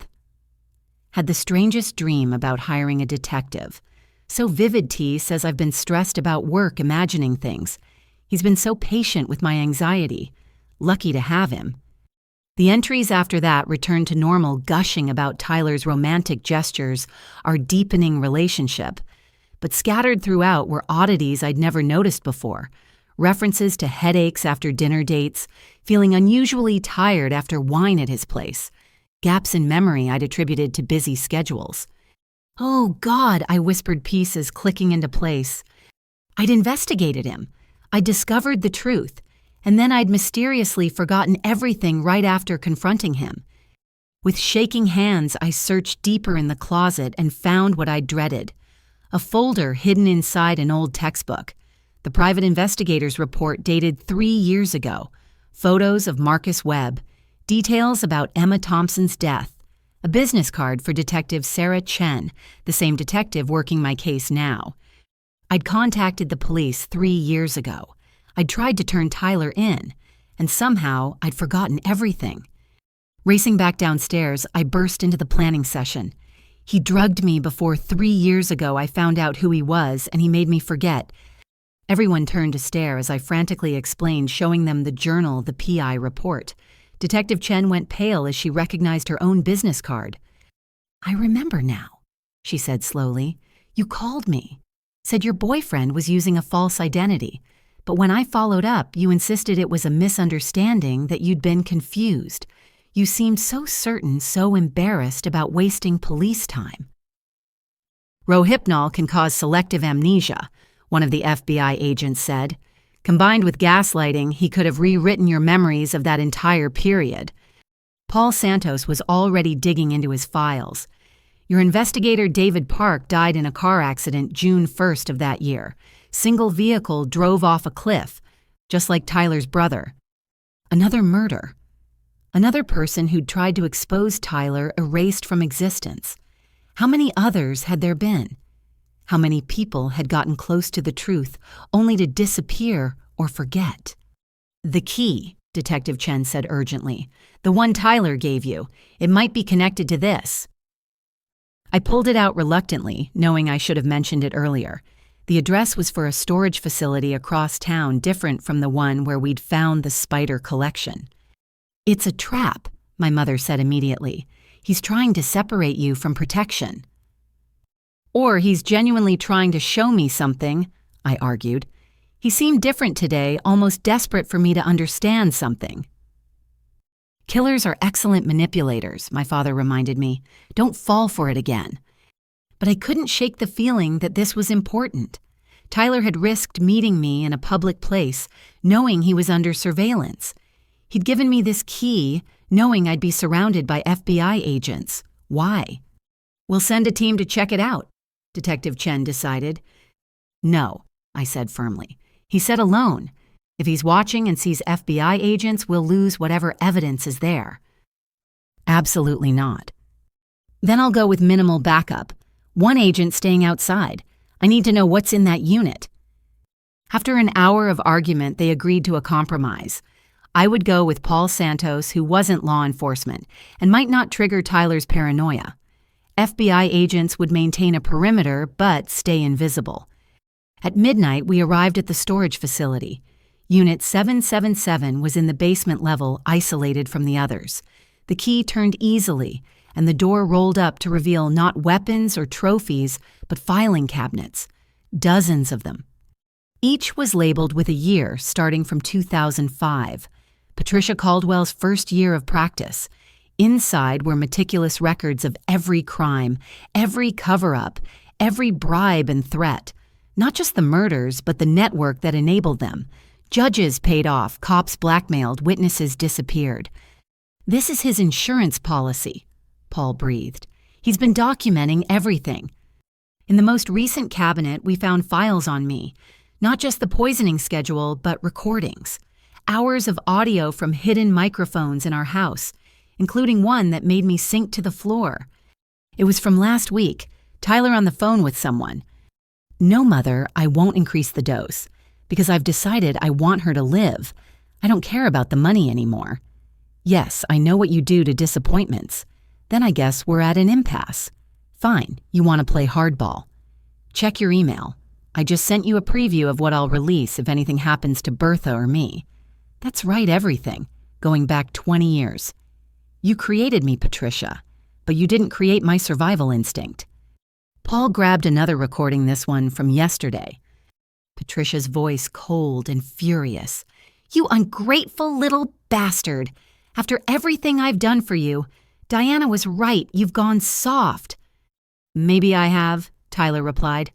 Or maybe I'm just tired of being your weapon. You want Bertha dead so badly, do it yourself. Oh wait, you can't. You need us to do your dirty work while you keep your manicured hands clean. You have until tomorrow night to finish the job or I'll activate the contingency. What contingency? Did you really think you were my only asset, Marcus? I've been grooming others. One of them is very eager to prove themselves by eliminating both you and your wife. The recording cut off. Paul and I exchanged horrified looks. There's a fourth killer, I whispered. Someone we don't know about. We grabbed as many files as we could carry and fled back to the car. As we drove away, I spotted a figure on a nearby rooftop. Just a silhouette, but they were definitely watching. Not one of our agents, the positioning was wrong. Drive faster, I urged Paul.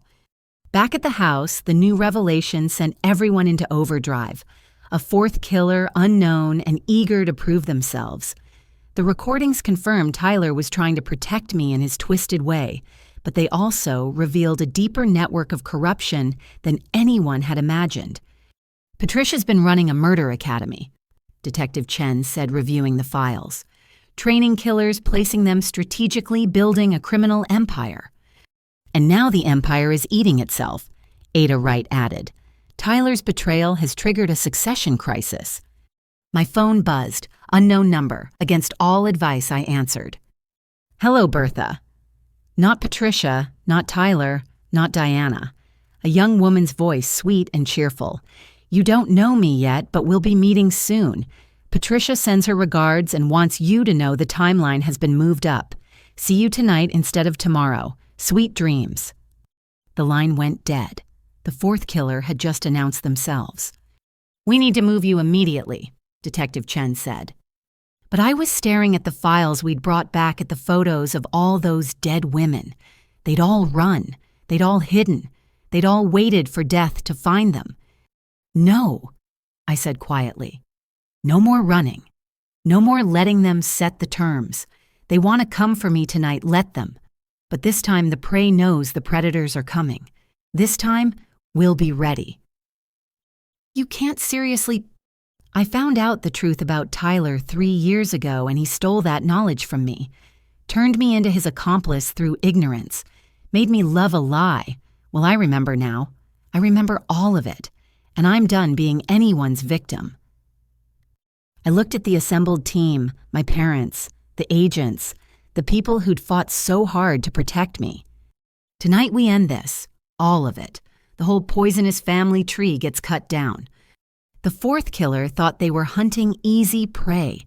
They were about to learn what Bertha Morrison was truly capable of when she remembered who she really was. Not a victim, not a pawn, not another jar in someone's collection. A survivor, and survivors fight back. The call came at 3 a.m. I was wide awake, sitting in my childhood bedroom surrounded by FBI agents when Tyler's number lit up my phone screen. This time when I answered, his voice was different, ragged, desperate. She killed Diana, he said without preamble. Mayan is dead. Patricia's cleaning house, and you're next. Where are you? Detective Chen mouthed to keep him talking while they traced the call. Diana's apartment. There's so much blood. God, Bertha, she used the spiders, the same Brazilian wanderers meant for you, her own daughter. I could hear his breathing harsh and panicked. The composed killer I'd married was falling apart. You need to get out of there, I said. Why? So Patricia's new protege can hunt me down. I know about the fourth killer. Sweet little Amy Chen. She was Patricia's legal intern, can you believe it? 23 years old and already has 2 bodies to her credit. Detective Chen's face went white. Amy Chen is Judge Chen's daughter. She's been interning at Caldwell's firm for 2 years. Patricia's greatest creation, Tyler continued.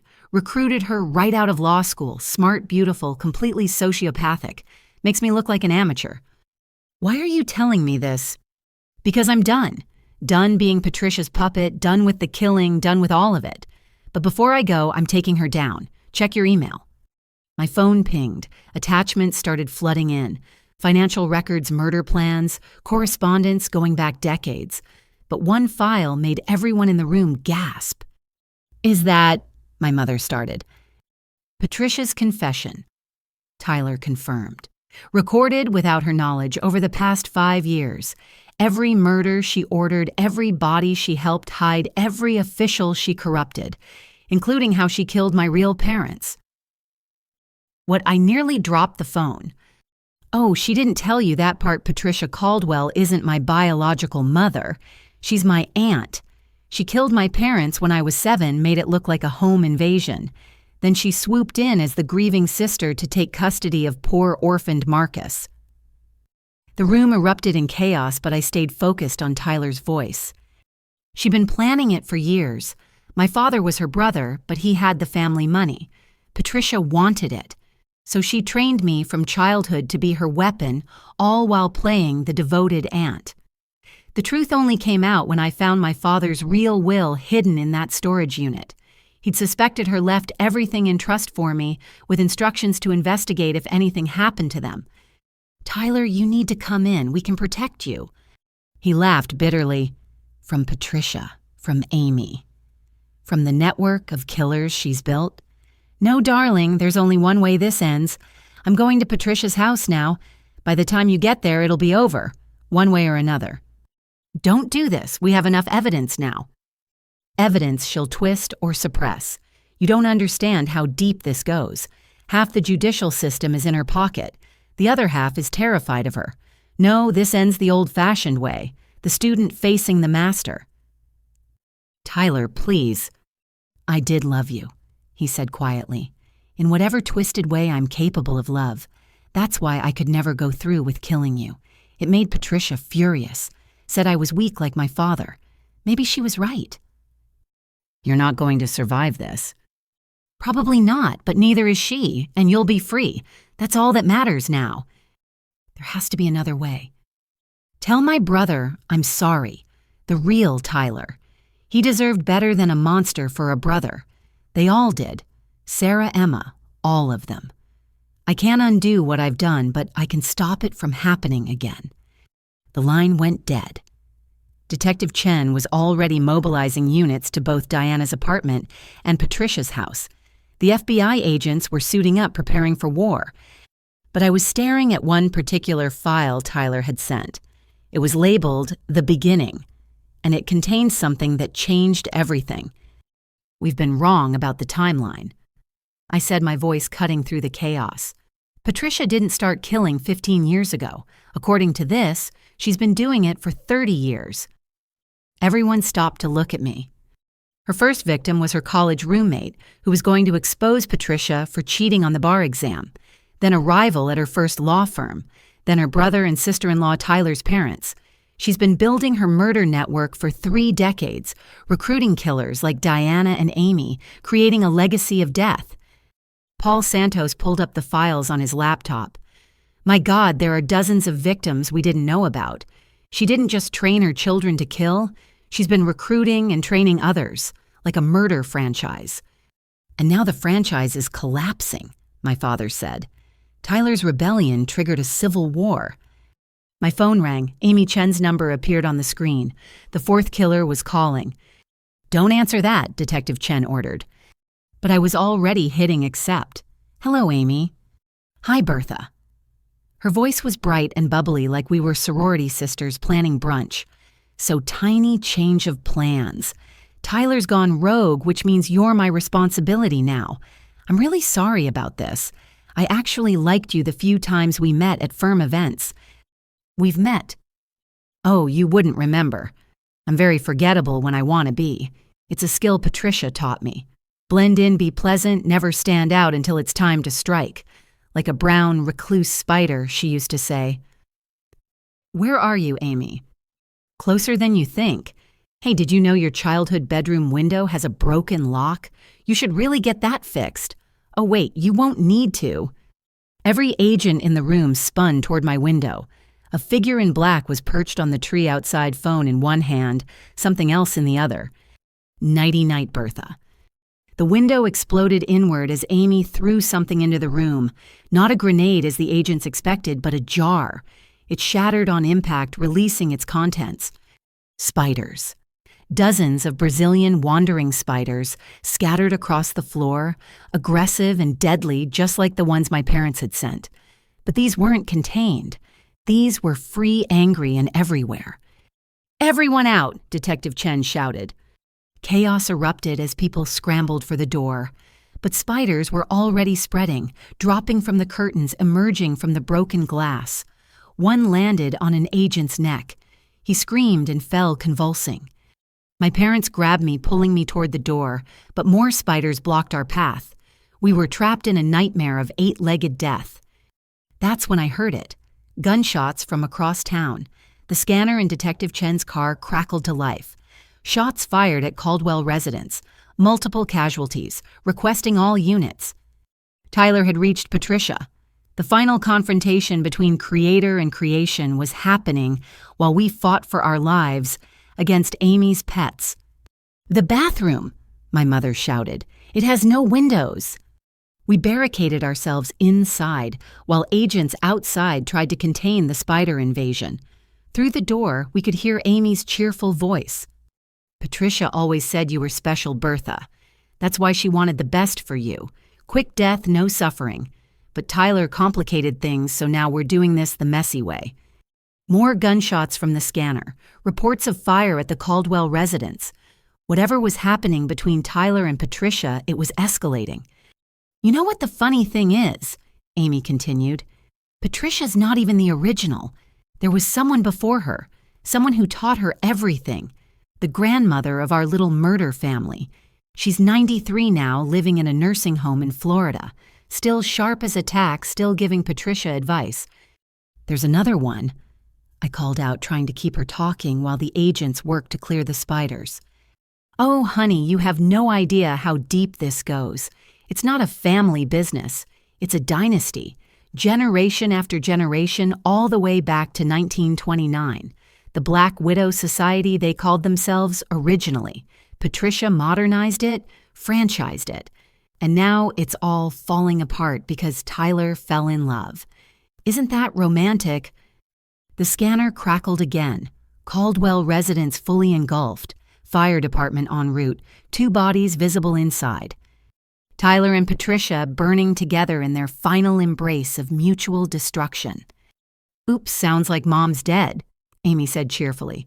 "Guess that makes me the new CEO. Don't worry, I'll run things differently. Less family drama, more efficiency, starting with you."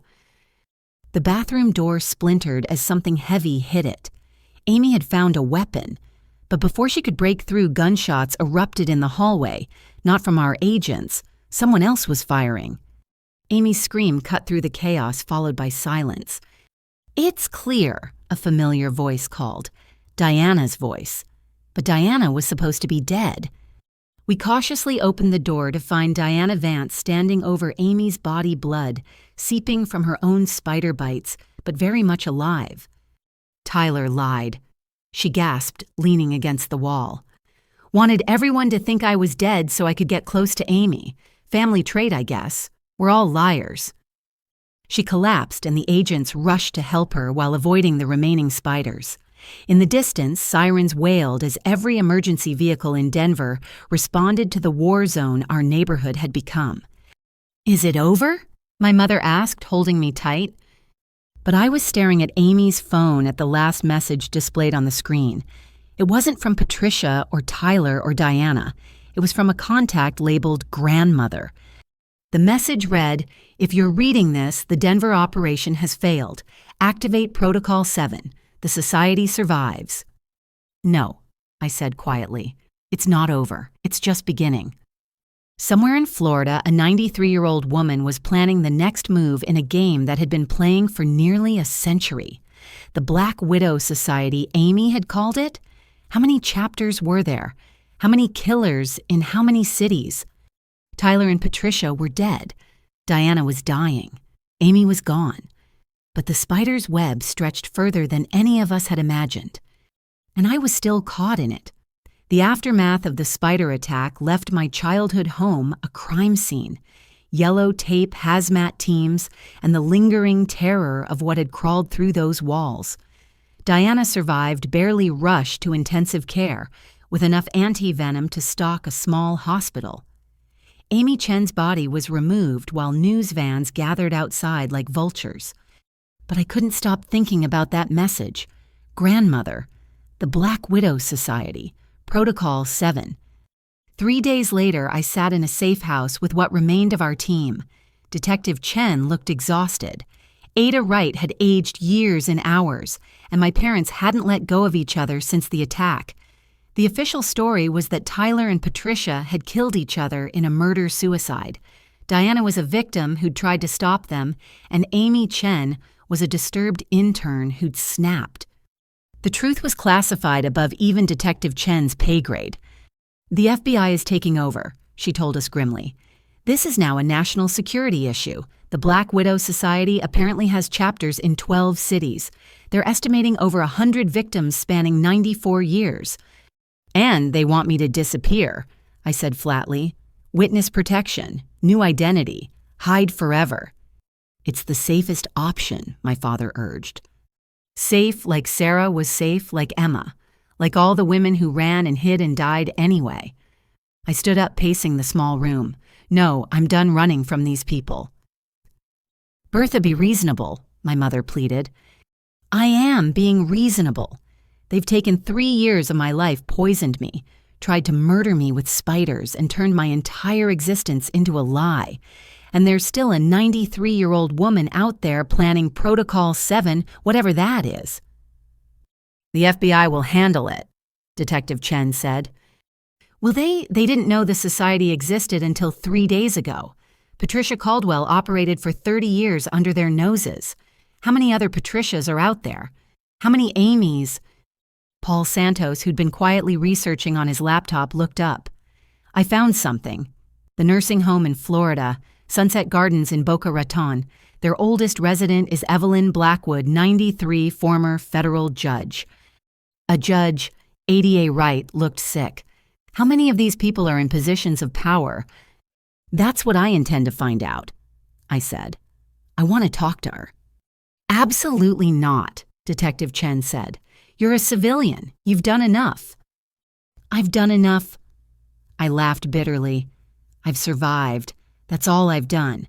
These women have been hunting and killing for generations, and their victims just disappear into statistics. Someone needs to fight back." "Not you," my mother said firmly. But I was already pulling out my phone, the one the FBI didn't know about, the burner I'd bought yesterday. I dialed the number I'd memorized from Amy's phone. "Bertha, no." Detective Chen lunged for the phone, but I stepped away. It rang twice before a cultured elderly voice answered. "Well, well, the infamous Bertha Morrison. I've been expecting your call." "Hello, Mrs. Blackwood." "Judge Blackwood, dear. I worked hard for that title.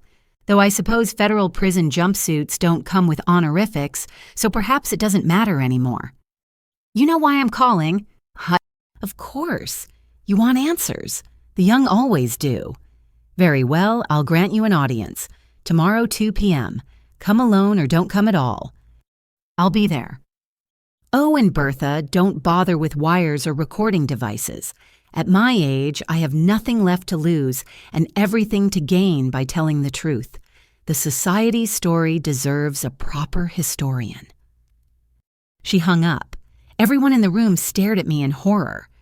"You just agreed to meet with the head of a murder syndicate," Detective Chen said. "I agreed to get answers and bait." "Bait. Protocol 7. Whatever it is, it needs me alive or it would have already been activated.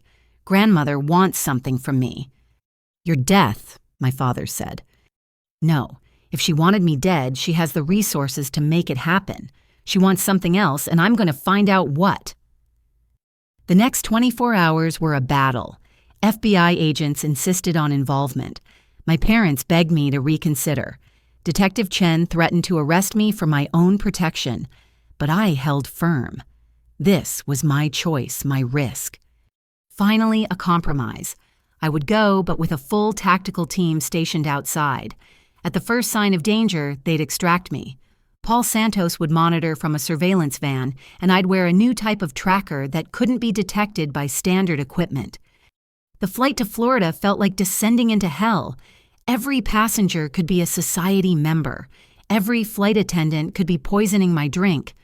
Paranoia was becoming my default state. Sunset Gardens looked like any upscale retirement community. Manicured lawns, cheerful staff residents playing chess by the pool. No one would guess it housed the grandmother of American serial killers. Evelyn Blackwood received me in her private suite, a space decorated with antiques and old photographs. She was tiny, bird-like, with perfectly styled white hair and sharp blue eyes that missed nothing. She looked like everyone's favorite grandmother until you noticed how those eyes dissected you. "Tea," she offered, gesturing to a silver service. "I'll pass." She laughed a tinkling sound like broken glass.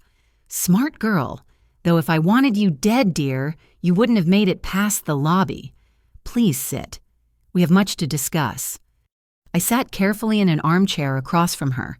The room smelled of lavender and old money. "You're smaller than I expected," she mused.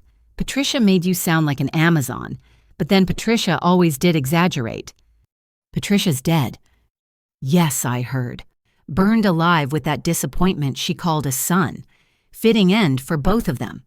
Patricia forgot the cardinal rule: never let emotion cloud judgment. She cared too much about legacy, about being remembered. The work should be invisible, not infamous. "The work you mean murder?" "I mean survival.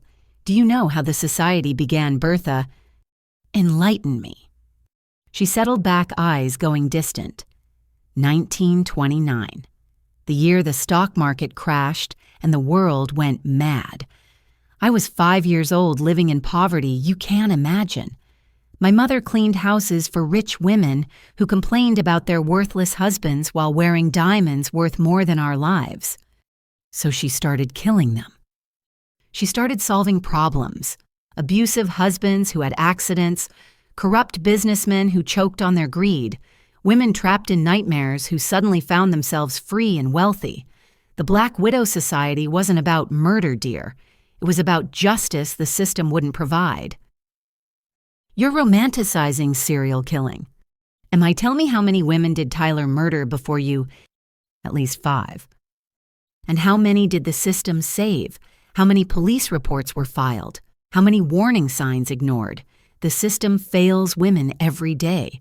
We simply decided to stop waiting for rescue." "So you created more killers." "We created solutions.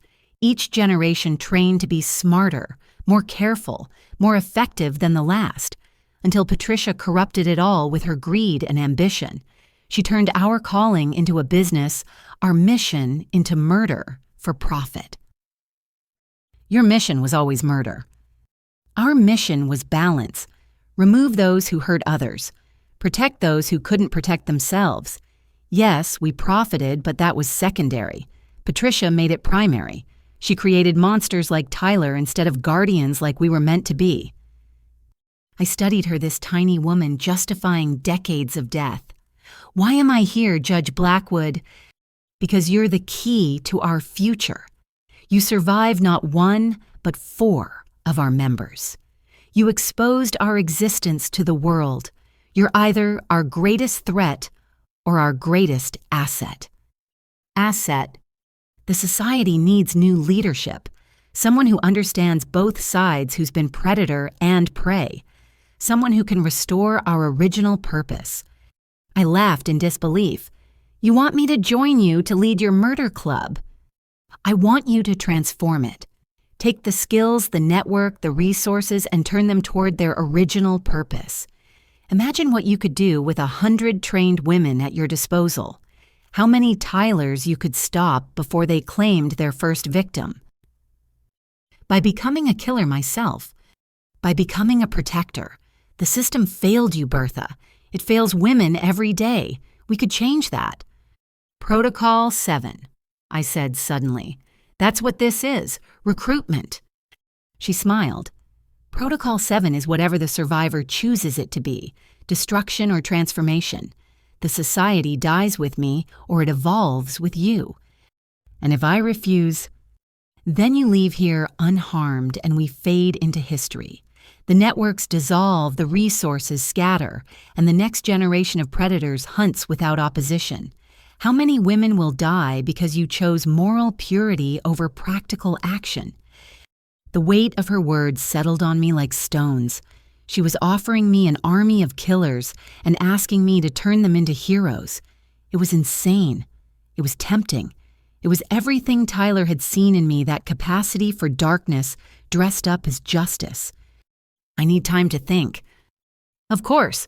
You have 48 hours before the society formally dissolves. My number is programmed into your phone. How did you... Dear, we've been watching you since birth. Your mother prosecuted several of our targets. We almost recruited her in '87, but she chose the system over us. I'm curious to see if her daughter is wiser. I stood to leave, my mind reeling. At the door, I turned back. Those women Tyler killed. Were any of them society members? Sarah was. She was investigating him for us when he killed her. We failed to protect our own. Another of Patricia's failures. Sarah, Tyler's first wife, had been one of them, hunting the hunter when he turned the tables. The irony was suffocating. I left Sunset Gardens with more questions than answers and a decision that could reshape everything. In the surveillance van, Paul Santos looked at me with concern. What did she want? She wants me to become her, I said quietly, to take over the Black Widow Society and turn it into something else. That's insane. Is it? How many Tylers are out there right now planning their next kill? How many women are being slowly poisoned by husbands they trust? The system didn't save me. My parents' desperation and a box of spiders did. You can't seriously be considering this. I thought about all those photographs on the wall in Tyler's storage unit, all those women who'd trusted the wrong person, all those families destroyed by predators in human skin.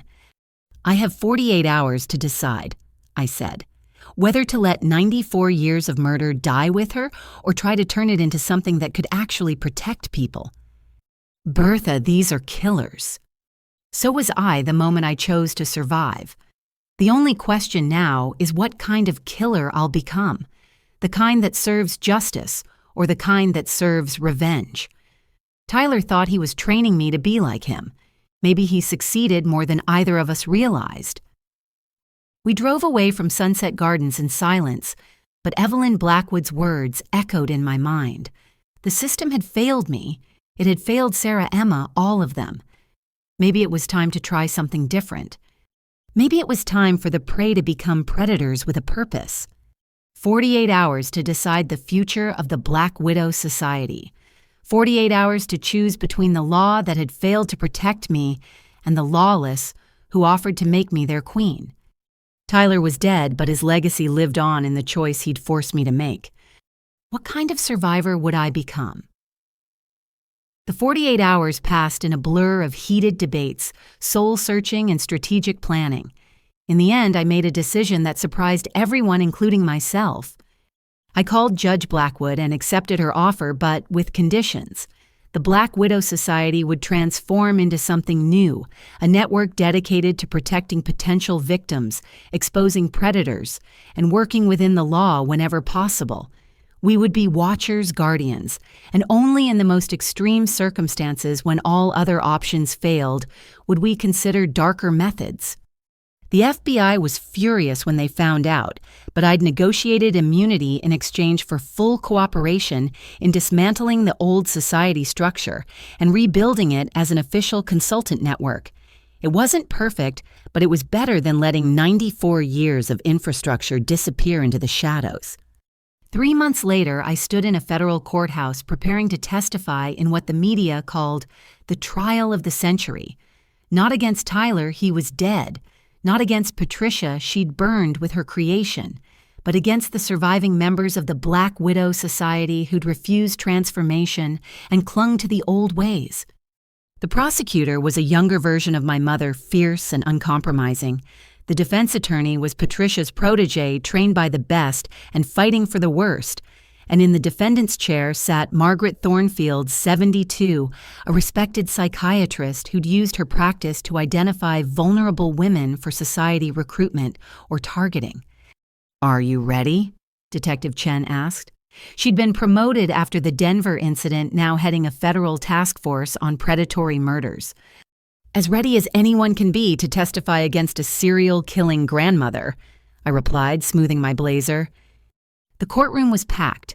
Media survivors' families, and in a special secured section, 12 elderly women in shackles, the remaining old guard of the Black Widow Society, who'd chosen prison over evolution. As I took the stand, I caught sight of familiar faces in the gallery, my parents looking proud and terrified in equal measure, Paul Santos, now head of security for our new organization, and in the back, wearing dark glasses and a scarf, Diana Vance. She'd survived the spider attack but would never be the same. The venom had damaged her nervous system, leaving her with tremors and partial paralysis. She'd traded her immunity for testimony and now worked with us to identify other society chapters. "State your name for the record," the prosecutor began.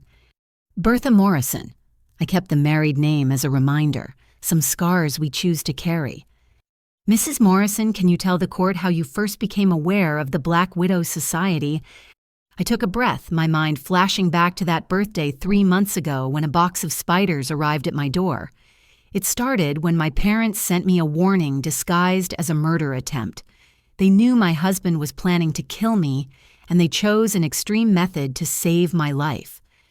For the next 4 hours, I laid out everything: Tyler's murders, Patricia's network, the generational pattern of killings. The courtroom sat in horrified silence as I described the spider collections, the poison schedules, the insurance schemes that had funded decades of death. "And you now lead what remains of this organization?" the defense attorney asked on cross-examination. "I lead its transformation," I corrected. "We've shifted from perpetrators to protectors. In 3 months, we've identified 47 potential victims and intervened before violence occurred. We've exposed 12 predators to law enforcement with evidence that led to arrests. We're doing what the original society claimed to do, protecting women, but through legal means." "Legal means you employed killers, Mrs. Morrison. Former killers who chose redemption over prison. Each one undergoes psychological evaluation, intensive monitoring, and works under strict oversight. They're using their skills to identify predatory patterns, not to harm anyone." But the potential for harm remains, doesn't it? These women are trained killers. "Yes," I said simply, "just as soldiers are trained killers who we trust to protect us. The difference is purpose and accountability." The defense attorney smirked. "Speaking of accountability, isn't it true you planned to meet with Tyler Morrison after learning he was a serial killer, that you considered his offer to murder his mother?" The accusation hung in the air like poison. I met her gaze steadily. "Yes." For approximately 30 seconds, I considered every option that might keep me alive. That's what survivors do. We adapt, we consider unthinkable options. We fight with whatever tools we have. But I chose law over lawlessness. That's why I'm here testifying instead of hiding bodies. Yet you accepted leadership of a murder organization. I accepted leadership of women who'd been twisted into weapons and offered them a chance to become shields instead. Every day, 24 women die at the hands of intimate partners in this country. The system failed to protect me and countless others. I'm trying to build something that won't fail the next generation. During a recess, Margaret Thornfield's granddaughter approached me. She was my age, tears streaming down her face. "I didn't know," she whispered. "I thought Grandma was just a therapist. I sent my best friend to her for help after an abusive relationship. My friend died 6 months later. Accident, they said." What was her name? I asked gently. Lisa Park. She fell down her apartment stairs. I made a note. Another victim to add to our growing database. Another family deserving answers. When court reconvened, the prosecutor introduced evidence we'd gathered through the New Society Network. Financial records showing a century of murder for profit. Training manuals that read like horror novels. Lists of victims that seemed endless. But the most damning evidence came from an unexpected source. The prosecution calls Diana Vance to the stand. She moved slowly, her cane tapping against the floor. The former killer looked fragile, but her voice was strong as she took the oath. Ms. Vance, you were a member of the Black Widow Society for how long? 23 years, since I was 19. And in that time, how many people did you kill? 17. The number fell like a stone into still water. 15 men who were abusing partners. 2 women who were rival society members threatening exposure. Can you name them? For the next hour, Diana recited names, dates, methods. Each confession another nail in the old society's coffin.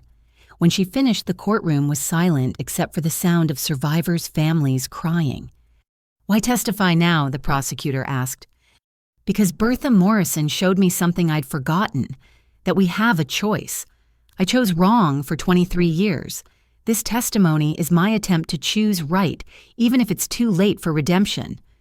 The defense's cross-examination was brutal, painting Diana as a monster, trying to save herself. But she endured it with quiet dignity, accepting every accusation. You're a serial killer, the defense attorney stated. Yes. You poisoned, strangled, and pushed people to their deaths. Yes.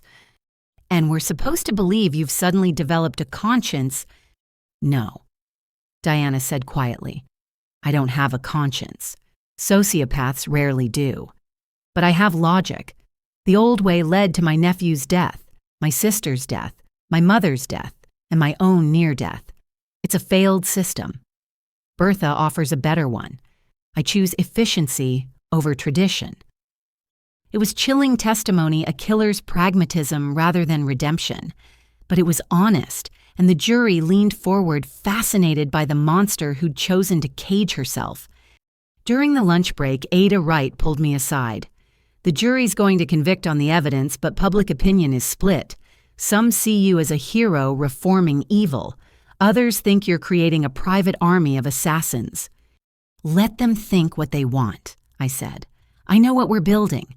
Every woman we protect, every predator we expose justifies the risk. And if one of your reformed killers relapses, if someone dies, then I'll take responsibility. But doing nothing guarantees more deaths. I've made my choice. Court reconvened with the defense's final desperate play. They called Evelyn Blackwood via video link from federal prison. At 93, she commanded the screen with regal bearing.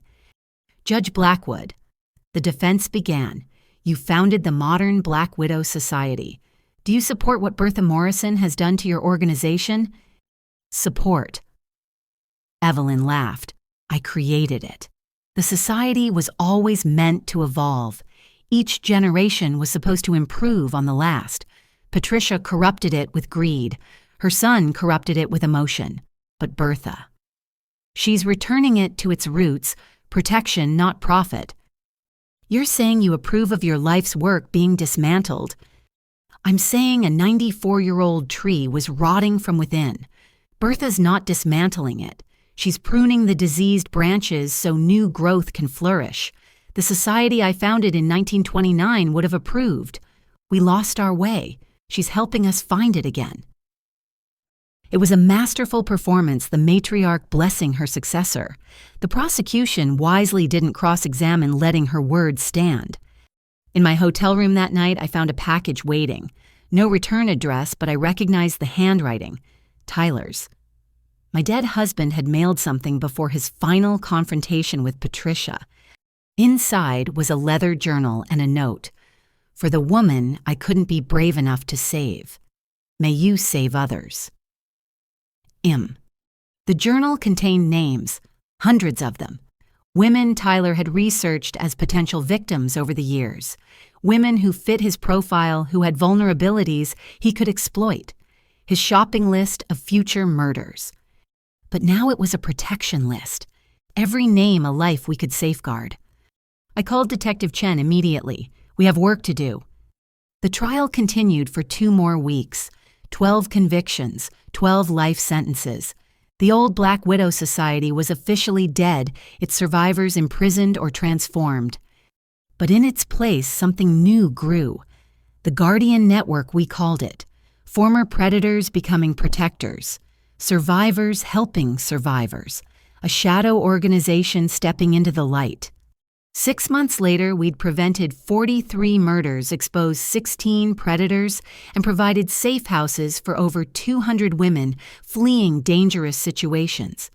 Not through violence, but through vigilance, through the very skills the society had perfected for death, now turned toward life. Standing in our new headquarters, a building bought with seized society assets, I looked at the wall of photographs. Not victims, but saves. Women who'd lived because we'd learned to spot the patterns, intercept the predators, provide the warnings. My phone buzzed with a new case. A woman in Portland whose husband's behavior matched Tyler's early patterns. Increased life insurance, mysterious illnesses, gaslighting about her concerns. Team 3, you're up, I announced. Portland, possible Tyler copycat, full surveillance and intervention protocols. As my team mobilized, I touched my wedding ring, still wore it as a reminder. Tyler had tried to make me a victim. Patricia had tried to make me a killer. Evelyn had tried to make me a queen. Instead, I'd become something none of them expected: a guardian. Not perfect, not pure, but effective. The Black Widow Society had spent 94 years perfecting the art of murder. Now we'd spend the next 94 perfecting the art of prevention. Tyler was dead. His legacy was not. But I'd transformed that legacy from poison into medicine, from predation into protection. And somewhere in Portland, a woman would live because we'd learned from the dead. The trial was over. The real work had just begun. 1 year after Tyler's death, I faced the biggest test of the Guardian Network's credibility. The Senate Judiciary Committee had called hearings on what they termed vigilante organizations operating outside law enforcement oversight. Translation, they wanted to shut us down. I sat in the preparation room with my legal team, including my mother, who'd come out of retirement specifically for this fight. The media painted us as everything from heroes to potential terrorists. Today would determine our future. They're going to come at you hard, my mother warned. Senator Walsh lost his nephew to a society member 20 years ago. He wants blood. Then he should appreciate what we're doing, I said, adjusting my microphone. We're preventing more nephews from dying. Logic doesn't apply here. This is politics. Through the window, I could see the hearing room filling up. Survivors we'd helped, families of society victims, FBI agents who'd worked our cases, and in the back, carefully separated former society members who'd joined our transformation. Diana wheeled herself in her testimony scheduled after mine. In the year since the spider attack, she'd become our most effective trainer, teaching others to recognize predatory patterns. Redemption through education, she called it. Ready? Detective Chen asked. She'd been promoted again, now liaising between the network and federal authorities. No one's ever ready to defend employing serial killers, I said. But here we go. The hearing room fell silent as I entered. Cameras flashed. Protesters outside chanted both for and against us. I took my seat at the witness table, the weight of 94 years of history on my shoulders. Senator Walsh didn't waste time with pleasantries. Mrs. Morrison, you admit to leading an organization staffed by murderers. I lead an organization staffed by women who've committed murders, yes, but their past doesn't define their present or future. Doesn't it? Can leopards truly change their spots? Senators can. You yourself were arrested for drunk driving in college, were you not? Yet here you sit trusted with our nation's laws. People change, Senator. That's the foundation of our justice system. He flushed but pressed on. These women killed in cold blood. Yes, And now they use that same cold calculation to identify potential killers before they strike.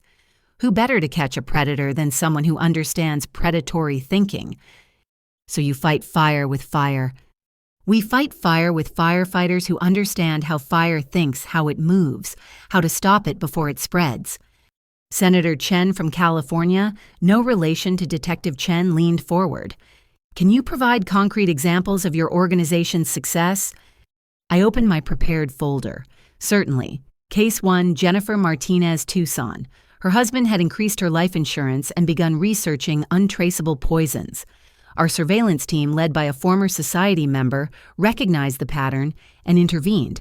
Mr. Martinez is now serving 25 years for attempted murder. Case 2. The Seattle nursing home murders. 8 elderly women died of natural causes over 6 months. Our analysis team noticed they all had the same financial advisor who inherited small amounts from each. Investigation revealed he was slowly poisoning them. 11 more potential victims were saved.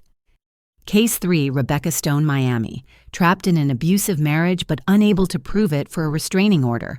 Our safe house network, partially staffed by former society members who understand the psychology of control, helped her escape and build a legal case. Her ex-husband was convicted of assault and stalking. And how many of these cases required illegal methods? Senator Walsh interrupted. None. Every intervention followed legal protocols. We gather evidence and turn it over to law enforcement. We provide protection through licensed security. We offer counseling through certified therapists. The only difference is that our people recognize danger patterns others miss. Because they're killers themselves. Because they're experts in predatory behavior, just as we consult with hackers on cybersecurity and reformed criminals on crime prevention. The hearing continued for hours. They grilled me on financing, seized society assets, government contracts, and private donations, oversight monthly FBI reviews, mandatory therapy, electronic monitoring for high-risk members, and accountability immediate prosecution for any illegal acts. Then came the moment I dreaded. Let's discuss your own actions, Senator Walsh said, pulling out a thick file. Is it true you considered murdering Patricia Caldwell? For approximately 10 seconds, yes. When facing multiple killers, I considered every survival option. And you met privately with Tyler Morrison after learning he was a serial killer. To gather evidence, yes, which led to exposing the entire society network. You accepted leadership of a murder organization. I accepted leadership of broken women and offered them redemption through service. How poetic. Tell me, Mrs. Morrison, what makes you qualified to judge who deserves redemption and who doesn't. I felt my prepared answer crumble. He'd hit the core doubt I carried every day. I don't, I said quietly. The room stirred at my honesty. I don't judge who deserves redemption. I simply offer the opportunity. Some take it and transform, like Diana Vance, who's saved 19 lives this year. Others refuse and remain in prison. But shouldn't we at least try to redirect their skills toward good, even if it risks innocent lives? Senator Innocent lives are at risk every day from predators we don't see coming.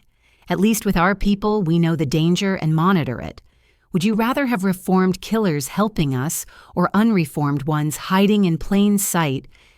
Before he could answer, a commotion erupted in the gallery. A young woman stood up, tears streaming.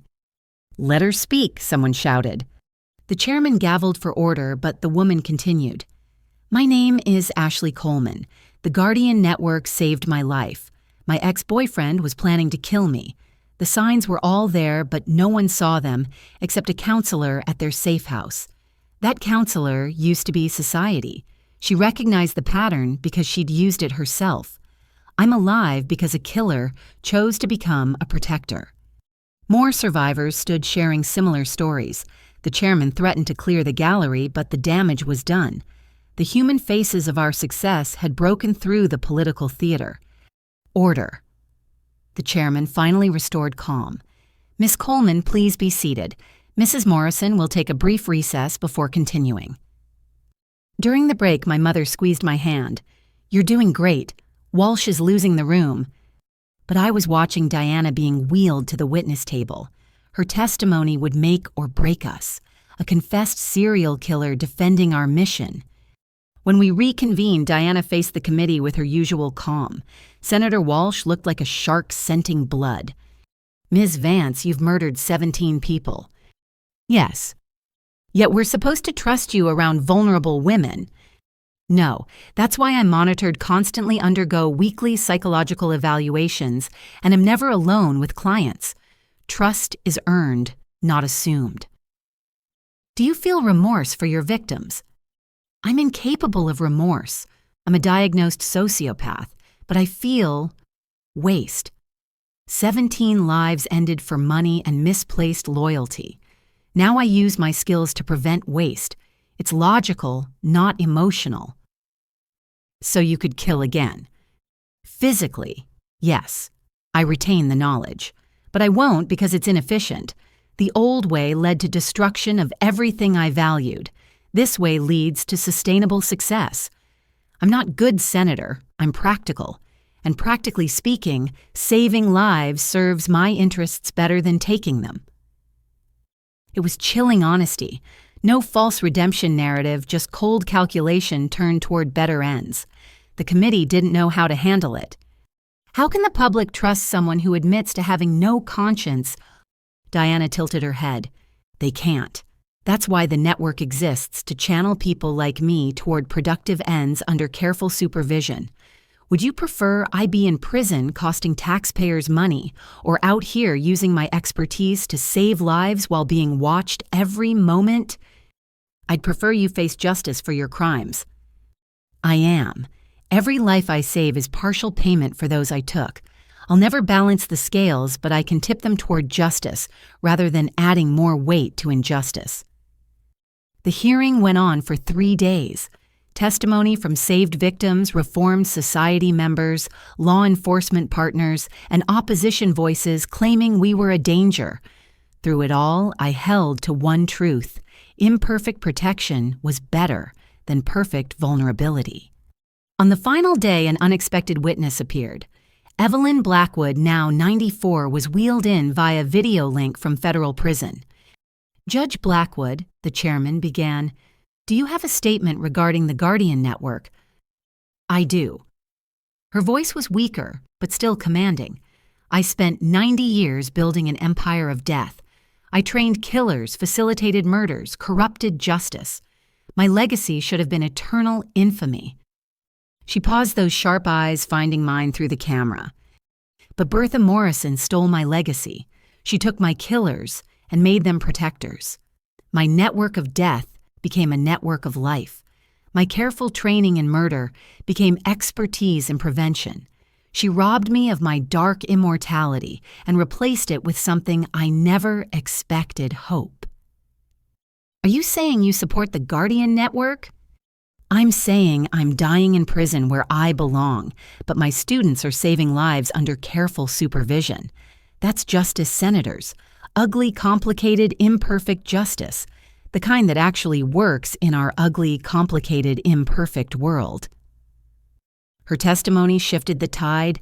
The committee voted 7-5 to allow the Guardian Network to continue operating under federal oversight. Not a ringing endorsement, but survival. Outside the Capitol, protesters both celebrated and raged. I stood on the steps, exhausted but victorious, as reporters shouted questions. "Mrs. Morrison, how do you respond to critics who say you're harboring murderers?" I respond with numbers. 437 women saved in 18 months.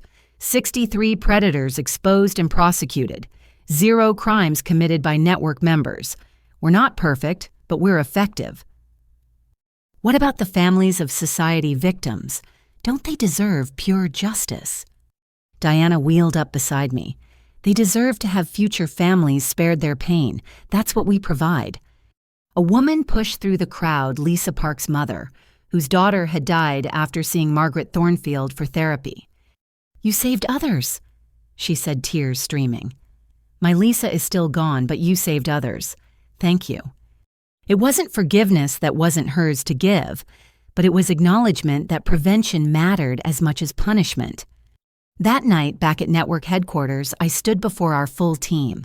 Former killers and survivors, FBI liaisons, and social workers, all united in purpose. "We survived," I announced. "The committee approved our continuation. But this is just the beginning. Every day we'll face scrutiny. Every save will be questioned.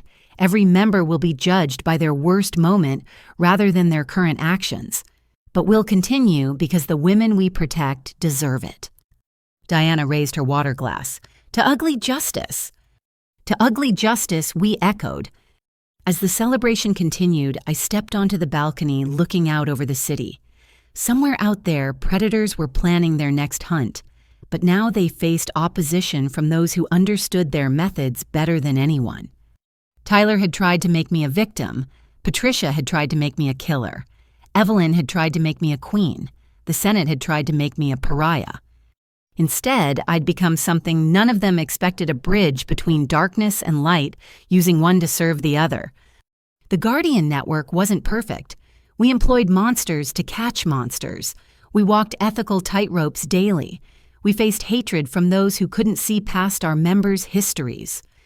But tonight, women would sleep safely because former killers stood watch. Predators would hesitate because they knew we could see through their masks. And somewhere in federal prison, a 94-year-old woman would die, knowing her legacy had been transformed from poison to medicine. The testimony was over. The real judgment would come from every life we saved or failed to save. But tonight we'd won the right to keep trying. And in this business, trying was everything. The Senate hearing victory should have been our moment of triumph. Instead, it triggered something none of us saw coming: a coordinated assault from the shadows of the old society we thought we'd destroyed. It started 3 weeks after the hearing. I was reviewing cases in my office when Diana burst in, moving faster than I'd seen since her spider injuries. "We have a problem," she gasped. "Remember Protocol 7, the grandmother's final directive? Recruitment or dissolution? I chose transformation. There was a Protocol 8. She slammed a letter on my desk. "This arrived at my safe house. They know where I live, Bertha. They know where we all live." The letter was written in Evelyn Blackwood's elegant script.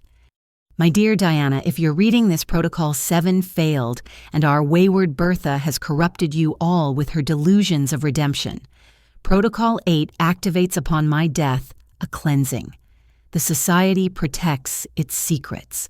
Those who betray it face consequences. You have 72 hours before the cleaners arrive. Yes, even you, my daughter, are not exempt. Blood means nothing to the society. Only loyalty matters. There is no running from this. Accept your fate with dignity. Mother." My blood ran cold. "Your mother, Patricia, was your mother." "Adoptive mother," Diana corrected. "Evelyn adopted several of us, raised us in the ways. Patricia was her biological daughter. I was chosen. We were sisters in every way that mattered. And now she's activated killers to eliminate you all." "Not killers, cleaners.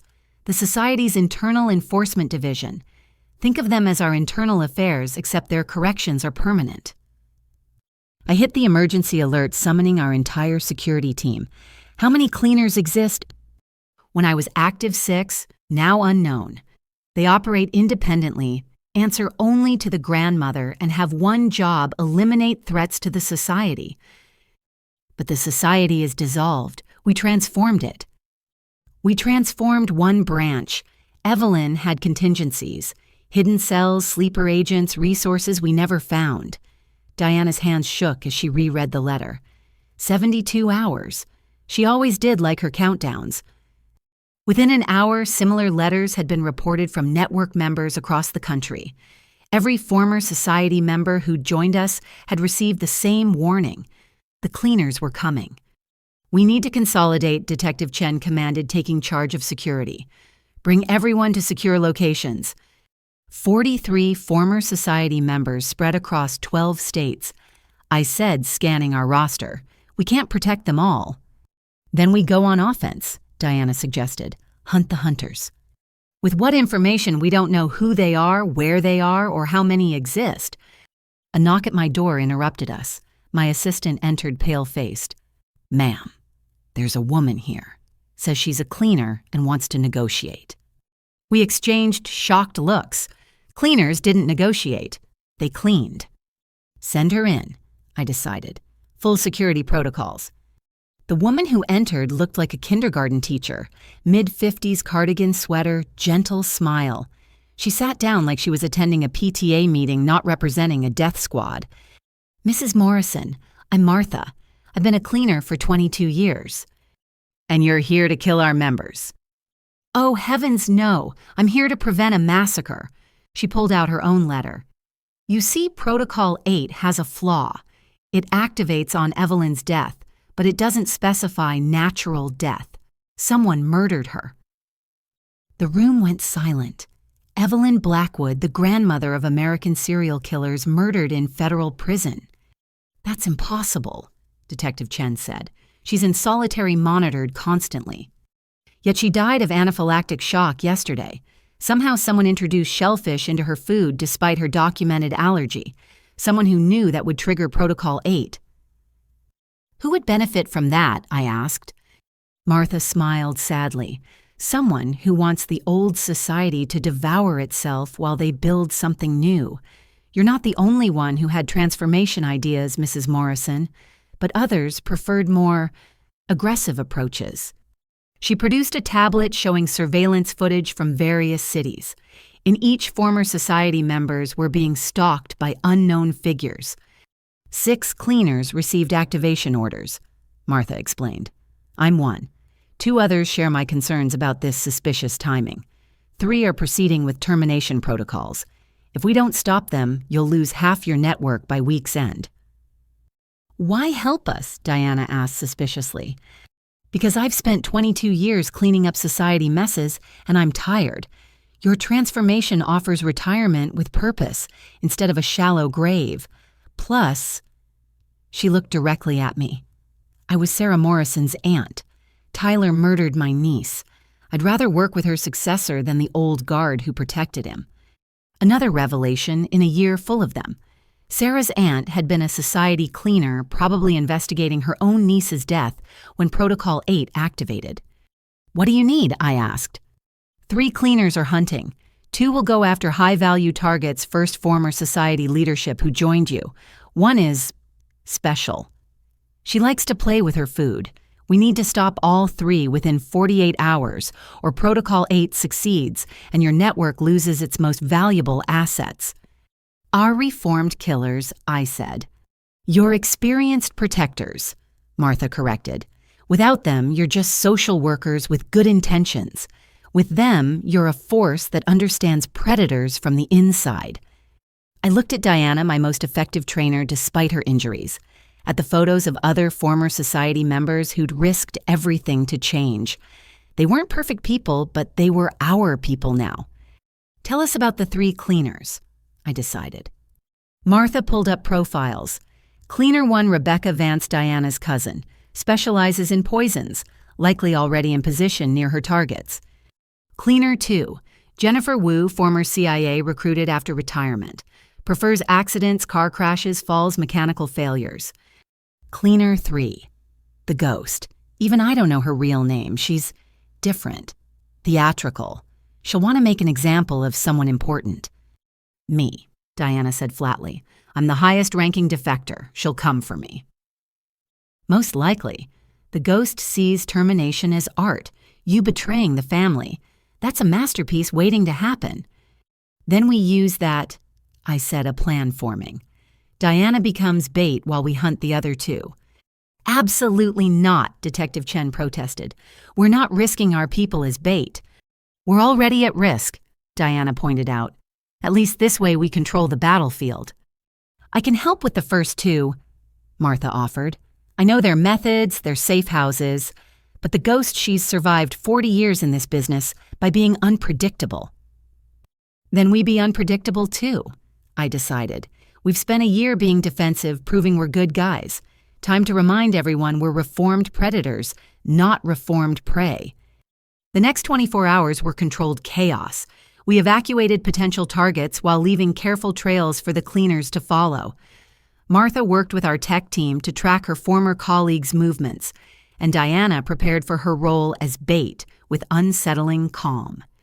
"You know, this is insane," I told her as we set up the trap location, an abandoned society safe house in Denver, symbolic and practical. "I've been insane my whole life," she replied, checking weapon placements. "At least now I'm using it productively." The first cleaner fell into our trap in Boston. Rebecca Vance had infiltrated a hospital where one of our members worked, planning to poison her through tampered medical supplies.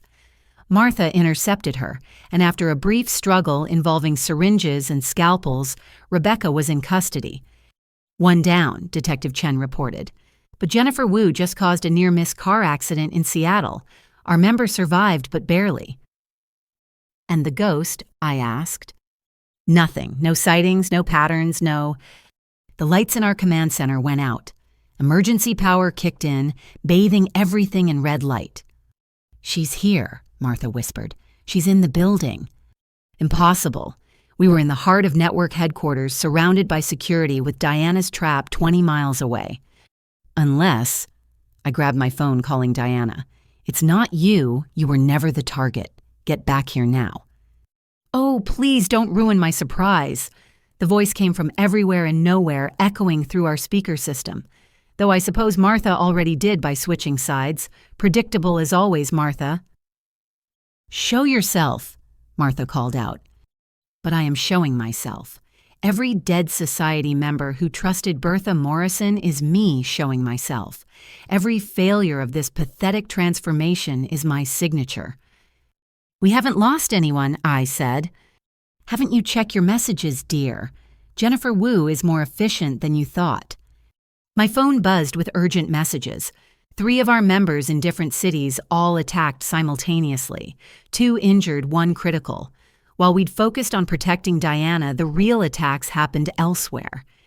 "Misdirection," Diana said, bursting into the room. "Classic ghost technique."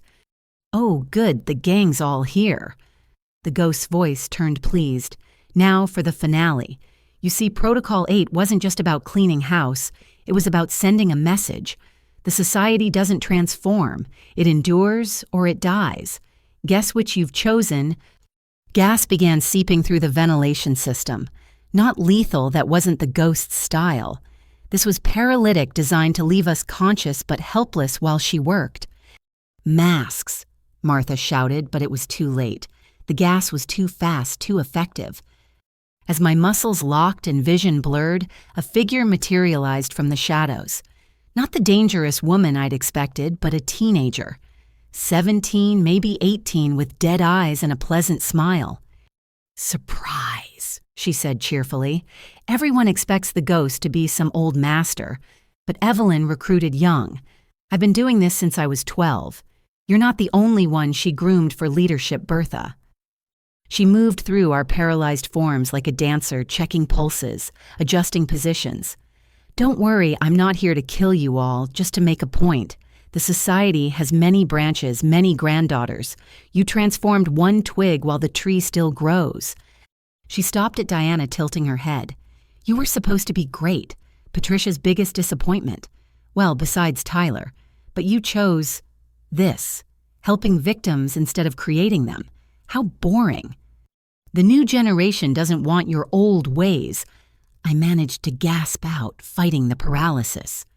"No, tell that to the 12 new recruits I trained this year. Tell that to the judge's daughter in Miami, who just discovered how profitable her mother's connections can be. Tell that to the senator's wife in D.C. who's tired of being ignored. The society doesn't recruit Bertha. It attracts those who already have the hunger. We just teach them to feed properly." She pulled out a syringe, approaching me. "This won't kill you, but it will mark you. Every network member will know the ghost could have ended you but chose mercy. They'll wonder when I'll return if every shadow hides a cleaner, if transformation just painted targets on their backs." The needle touched my neck, but before she could inject, Martha's hand caught her wrist. The older woman had fought off the paralysis through sheer will and experience. "Protocol 9. Martha gasped. Check. Protocol 9. The ghost's eyes widened. She dropped the syringe, backing away. That's not possible. She wouldn't. She would, and did, Martha managed. Evelyn knew. Someone would betray. Protocol 9 activates if 8 fails. What's Protocol 9? I asked, feeling sensation returning. The ghost was already fleeing, her confidence shattered. The inheritance clause. If Protocol 8 fails to clean house in 72 hours, all society resources transfer to whoever stopped it. She gave you everything if you survived us. Martha smiled grimly as sirens approached. Evelyn always hedged her bets. Test you with 8, reward you with 9. Either the society dies as intended, or it transforms under someone strong enough to stop the cleaners. We won, Diana asked, struggling upright. We survived round 1, I corrected. But the ghost is right. There are more out there. More branches, more recruits, more hunger being fed in shadows. But now you have resources to fight them, Martha said. Hidden accounts, safe houses, intelligence networks. Evelyn's final gift to whoever proved worthy of leading the society's evolution. 2 days later, we'd captured Jennifer Wu and driven the ghost underground. 3 cleaners neutralized Protocol 8, failed, and suddenly the Guardian Network had inherited a fortune in blood money. What do we do with it? Detective Chen asked, staring at the accounts Martha had revealed. There's enough here to fund operations for decades. We use it, I decided. Every penny toward protecting future victims. Evelyn made this money from death. We'll spend it on life. The ghost is still out there, Diana reminded us, and she mentioned new recruits. Then we have work to do. The old society is dead, but its children still hunt. We'll find them, offer them the same choice, transform or face justice. And if they choose neither, Martha asked, then they face us, former predators who understand exactly how they think and aren't afraid to hunt them back. I stood at the window looking out at the city. Somewhere out there, a teenage serial killer plotted revenge. New society branches grew in darkness. Predators stalked prey. But we were ready. Armed with Evelyn's resources, Martha's knowledge, and our own hard-won experience, the Guardian Network had evolved from defensive to offensive. The war wasn't over. Protocol 8 had been just one battle, but we'd proven something important: the transformed society could defeat the traditional one. Now came the harder task, finding and stopping every shadow branch before more women died. The hunter had become the hunted, and we were very, very good at hunting. 6 months after Protocol 8 failed, I stood in a conference room that would have made Tyler's jaw drop. Not because of its luxury, the Guardian Network operated efficiently, not opulently, but because of who filled the seats. 23 women, all survivors of attempted murder by intimate partners. But more than that, they were the wives, girlfriends, and daughters of our former targets. Women we'd saved from becoming victims of the next Tyler Morrison. Welcome to the Phoenix program. I began studying their faces. Some showed fear, others determination, all carried the unique exhaustion of those who'd loved monsters. You're here because you survived. Now we're going to teach you how to help others do the same. Rachel Stevens, whose husband had been 3 days away from staging her suicide, raised her hand. Why Phoenix? Because you're rising from the ashes of who you were supposed to be victims. Instead, you'll become advocates, counselors, and early warning systems for women who are where you were. The program was Diana's brainchild, developed during her long recovery. If former killers could become protectors, why not train former victims to become shields? But we're not killers, another woman, Jennifer, said quietly. We don't have their skills. No. Diana wheeled herself, and her voice strong despite her permanent injuries. You have something more valuable. You know what it feels like to love someone who's planning your death. You recognize the signs others miss because you lived them. Over the following weeks, the Phoenix program evolved into something beautiful and terrible. We taught them to recognize poisoning symptoms, staging patterns, isolation techniques, not to become killers, but to become witnesses who could articulate what they'd survived in ways that would save others. Rachel Stevens became our star pupil. The marketing executive channeled her near-death experience into creating public awareness campaigns that were subtle enough to reach victims without alerting their abusers. Her tagline, "Love shouldn't leave bruises inside or out," went viral after a senator's daughter shared it, not knowing it would save her own life 3 months later. The real test came when Evelyn's Protocol 9 inheritance revealed more than just money. Hidden in Swiss safety deposit boxes were detailed files on potential society recruits going back decades. Women who'd been approached but declined men who'd shown promise but lacked the stomach for killing teenagers, marked for grooming but never contacted. It's a predator prevention goldmine Paul Santos breathed, scrolling through thousands of names. We know who they considered dangerous before they became dangerous. Or we know who might be susceptible to recruitment by the ghost and her new network, Detective Chen countered. This could be a hit list or a hiring pool. I made the call to treat it as both. Each name would be investigated, evaluated, and if necessary, intercepted. But something unexpected happened when we started reaching out. "You're Bertha Morrison." The young woman across from me couldn't have been more than 19. Aisha Williams flagged by the society at age 12 for showing promising detachment after finding her mother's body. The woman who transformed the Black Widows. "That's one way to put it," I said carefully.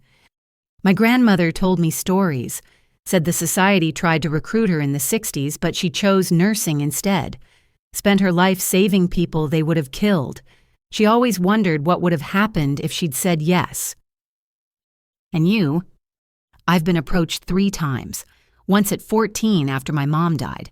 Again at 16 after I put my stepfather in the hospital for hitting my sister. Last month, someone calling herself the Ghost offered me a full scholarship if I'd attend her special program." My blood chilled. The Ghost is recruiting openly. Not openly, carefully. She finds girls like me angry, smart damaged, offers us power and purpose. Half my group home got invitations. This led to our next evolution. The Guardian Network couldn't just protect potential victims, we had to prevent potential killers. The Phoenix program expanded to include at-risk youth, offering them the same power and purpose, but channeled toward protection, not predation. "You're building an army," my mother observed during one of her visits. She'd officially retired, now spending her time documenting our legal frameworks for future prosecutors. "I'm building a network that makes armies unnecessary," I corrected. "Every potential killer we redirect, every victim we train to recognize danger, every predator we expose, it's all prevention." But not everyone appreciated our efforts. The first attack came on a Tuesday morning, not from the Ghost or surviving society members, but from Marcus Hoffman, a tech billionaire whose wife had escaped thanks to our intervention. "You poisoned her against me," he screamed during the confrontation, waving a gun in our lobby. "We were happy until you filled her head with lies. Your search history included how to make death look accidental and untraceable poisons," I replied calmly while security moved into position. "That's not love, Mr. Hoffman. That's premeditation." I was writing a novel about a man who kills his wife for insurance money using methods identical to known society murders. What a coincidence. He was arrested, but the damage was done. The media painted us as homewreckers, relationship saboteurs who saw murder plots in every marital dispute. We lost funding, faced lawsuits, and watched public opinion split. That's when Sarah Morrison's family stepped forward. The Guardian Network saved my daughter-in-law, Sarah's mother announced at a press conference. They couldn't save Sarah, she died before they existed, but they've saved hundreds of Sarahs since. If preventing murders makes them controversial, what does that say about us as a society? The tide turned when more families came forward.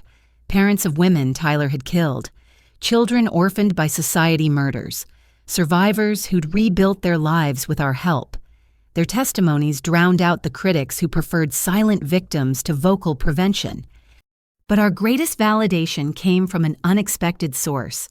Lisa Park's family, the young woman who died after seeing Margaret Thornfield for therapy, established a foundation in her memory. Their first grant, $5 million to expand the Phoenix program nationwide. Lisa would have wanted others protected, her mother said simply. If former killers are willing to prevent deaths, we're willing to support them. The year progressed with victories and setbacks. We prevented 43 murders, exposed 16 predatory plots, and redirected 22 potential society recruits toward legitimate paths. But we also lost 2 protected witnesses to sophisticated hits, suggesting the Ghosts Network was more established than we'd thought. She's building the Society 2.0, Diana concluded after analyzing the patterns. Younger, tech-savvier, less bound by tradition. Everything Evelyn claimed to want but couldn't abandon old methods to achieve. Then we need to be 3.0, I decided. More innovative, more connected, more embedded in communities where predation happens. This led to our boldest move yet, going public with our methods. We published The Predator's Handbook, Recognition and Prevention, detailing every technique Tyler and others had used. Critics called it a murder manual. We called it vaccination through education. If everyone knows the patterns, predators can't hide behind them, Rachel Stevens explained during a morning show appearance. My husband's behavior wasn't unique. Tyler Morrison wasn't special. They all follow patterns, and now everyone can recognize them. The book became required reading in police academies, women's shelters, and surprisingly medical schools after several doctors reported recognizing poisoning symptoms they'd previously missed. But success brought new challenges. Protocol 9's resources had made us financially secure, but also made us targets. Not just from the Ghosts Network, but from government officials who questioned a private organization having such power. You're vigilantes with a budget, Senator Walsh accused during a follow-up hearing. We're teachers with experience, I countered. Every action we take is legal, documented, and reviewed. Can the senators who took donations from Patricia Caldwell say the same? The accusation landed like a bomb. Our investigation had revealed Patricia's web of influence, including significant campaign contributions to officials who'd blocked investigations into society murders. Walsh himself had received $50,000 over his career. That's irrelevant to these proceedings, he stammered. Is it? How many women died while you cashed checks from their killer's protector? How many investigations stalled because Patricia Caldwell owned judges and politicians? We're not the vigilantes, Senator. We're the cleanup crew for your failures. The hearing ended with no restrictions on our operations, but we'd made enemies in high places. The war between old power structures and new prevention methods had truly begun. That night, I found myself in Tyler's old storage unit, now converted to a memorial for society victims. Their photos covered every wall, hundreds of women whose deaths had funded an empire of murder. But interspersed were new photos, women saved families, intact predators in prison where they belonged. Diana found me there, her wheelchair silent on the concrete floor. Regrets. Every day, but not about our work, about how long it took to start. Evelyn was right about one thing. The system failed these women. It failed us. But instead of becoming killers for profit, we became shields for free. Well, technically for Evelyn's money, but you get the point. I laughed, something I did more often now. Think we're making a difference. I know we are. The ghost has to recruit in shadows while we operate in daylight. New society chapters hide while guardian chapters open publicly. We're winning the culture war, even if the death war continues. My phone buzzed with a new alert. Another potential victim identified, another intervention needed. The work never stopped. Ready for round 2? Diana asked. Always, someone has to be. As we left the memorial, I touched Sarah Morrison's photo, the first Mrs. Morrison who died hunting the man who became my husband. She'd been society trying to stop one of their own who'd gone rogue. In a way, I was continuing her work just from the opposite direction. The Phoenix program had graduated its first class. Former victims were becoming counselors, advocates, and educators. The network grew stronger daily, a living testament to transformation over termination. But somewhere in the shadows, the ghost trained new killers. The war between old methods and new continued, and every dawn brought the same question: who would we save today, and who was planning to kill them? At least now we had an army of our own, not of killers, but of survivors. And survivors, I'd learned, were the most dangerous opponents of all. They'd already faced death and won. Now they were teaching others to do the same. 1 year later, I stood before Congress for the most important testimony of my life, not defending the Guardian Network this time, but proposing legislation that would change everything. The room was packed with survivors, advocates, and yes, former society members who'd earned their second chances through years of documented saves. Distinguished members of Congress, I began my voice steady despite the magnitude of the moment. I'm here to propose Tyler's Law comprehensive legislation requiring disclosure of name changes, criminal histories, and financial entanglements to intimate partners, because love should be informed consent, not a deadly gamble. The journey to this moment had been brutal. After our explosive hearing with Senator Walsh, political machinery had ground slowly but inevitably toward change. The Phoenix program graduates had become an unstoppable force, sharing their stories in every state, every community, every platform that would listen. Rachel Stevens sat in the front row now, our national spokesperson. Beside her, Diana maintained security, her wheelchair armed with more defensive measures than most patrol cars. Behind them, hundreds of supporters wearing pins with photos of society victims. Tyler's Law contains 5 key provisions. I continued. First, mandatory disclosure of legal name changes to marriage license applicants. Second, criminal background accessibility for intimate partners. Third, financial transparency requirements for shared assets. Fourth, national database integration to prevent jurisdiction shopping. And fifth, severe penalties for identity fraud in romantic contexts. Mrs. Morrison, Congressman Bradley interrupted, aren't you essentially criminalizing privacy? No, Congressman. I'm criminalizing deception that kills. Privacy ends where public safety begins. And when someone can marry you under a false name while planning your murder, we've prioritized the wrong privacies. Senator Walsh, my old adversary, had become an unlikely ally after we exposed just how deeply Patricia Caldwell had corrupted his state's judicial system. He leaned forward. Tell us about the implementation successes from the pilot programs. This was our strongest argument. 3 states had tested Tyler's Law provisions voluntarily, and the results were staggering. In Colorado, mandatory disclosure revealed 17 individuals using false identities in marriage applications. 5 had previous domestic violence convictions. 3 had suspicious deaths of former partners in their histories. All were prevented from securing marriage licenses pending investigation. And the false positive rate, another member asked. Less than 2% all resolved within 72 hours. Compare that to the 100% fatality rate for victims of successful intimate partner murder. The hearing progressed with testimony from Phoenix program graduates. Jennifer Martinez spoke about discovering her fiancé's 3 previous identities only after our intervention. Aisha Williams, who'd rejected the ghost's recruitment, explained how Tyler's Law would have saved her mother from marrying the man who eventually killed her.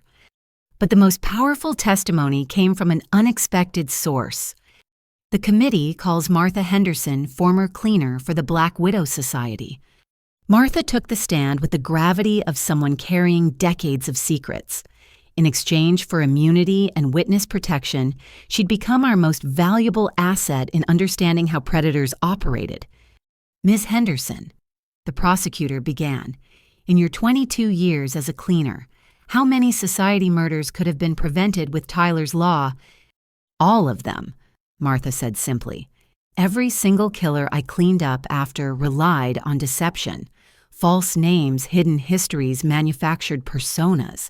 Tyler's law would have exposed them all before they claimed their first victim. But surely determined killers would find other ways. Maybe. But we're not trying to stop all murder, just the preventable ones. The ones that happen because someone trusted a lie. That's most of them in my experience. The opposition fought hard. Privacy advocates, men's rights groups, and libertarians united against what they called government overreach into personal relationships. But for every opponent, we had 10 survivors whose stories cut through theoretical objections with lived reality. The vote was scheduled for the following month. During that time, the Guardian Network didn't rest. We expanded internationally, sharing our methods with organizations worldwide. The Ghost Network responded by going global too, but they were always one step behind, reacting to our initiatives rather than setting the agenda. "We're winning," Diana announced during a strategy meeting. "Their recruitment is down 70%. Our prevention rate is up to 92% for identified threats. Even the Ghost has gone quiet." "Quiet isn't defeated," I reminded everyone. "She's planning something." I was right. 3 days before the congressional vote, my phone rang at 3 a.m. Unknown number, but I recognized the voice immediately. "Hello, Bertha. It's time we talked face to face." The Ghost, after 18 months of silence. "I'm listening." "Not over the phone. Tomorrow noon, the place where it all began for you. Come alone or don't come at all. This is my last offer." The place where it all began, my old house where Tyler had slowly poisoned me while professing love. We'd sold it after his death, but it remained vacant, too notorious for normal buyers. "You want me to walk into a trap?" "I want to negotiate. The society is dying, you've won. But I have something you need: the names of every active society member worldwide. In exchange, I want safe passage, retirement, a chance to disappear." "After all the death you've caused—" 73, she said quietly.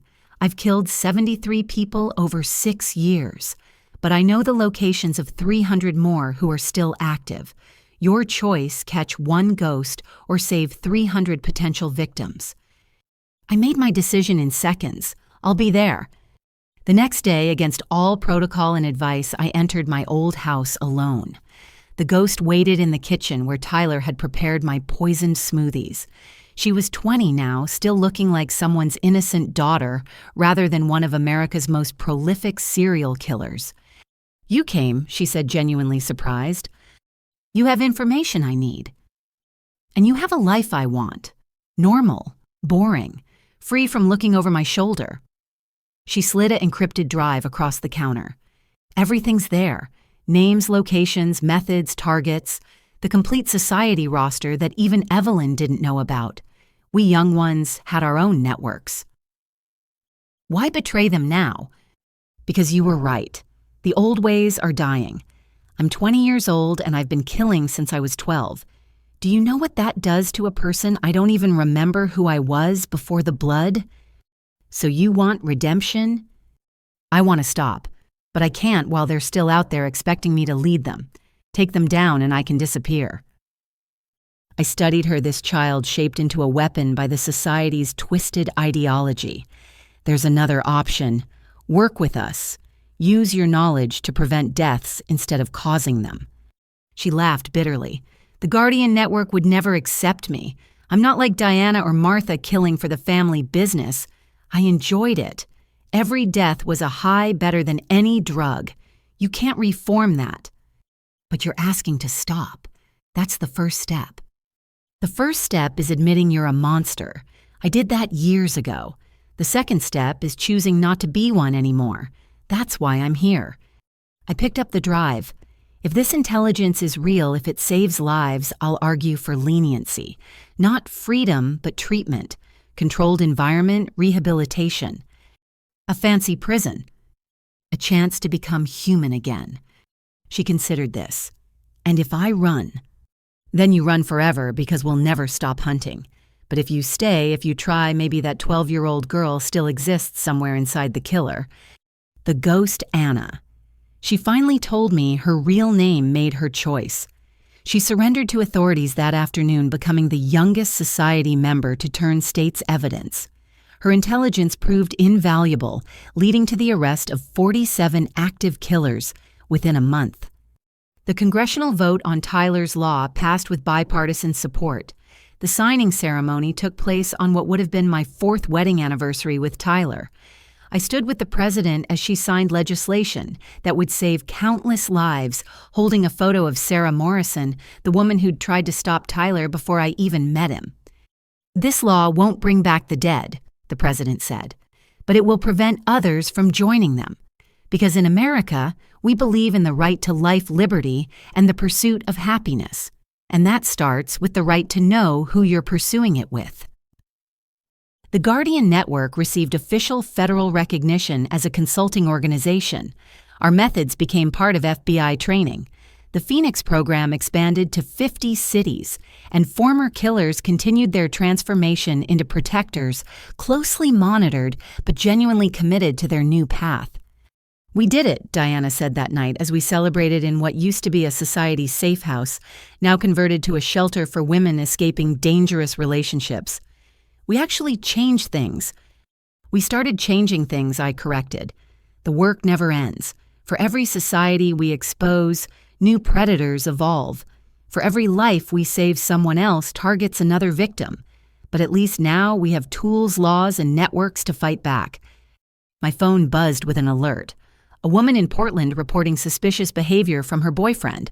Classic early warning signs. Our team was already mobilizing, ready to investigate and intervene if necessary. "Another one?" Diana asked. "Always another one, but that's okay. We'll be there."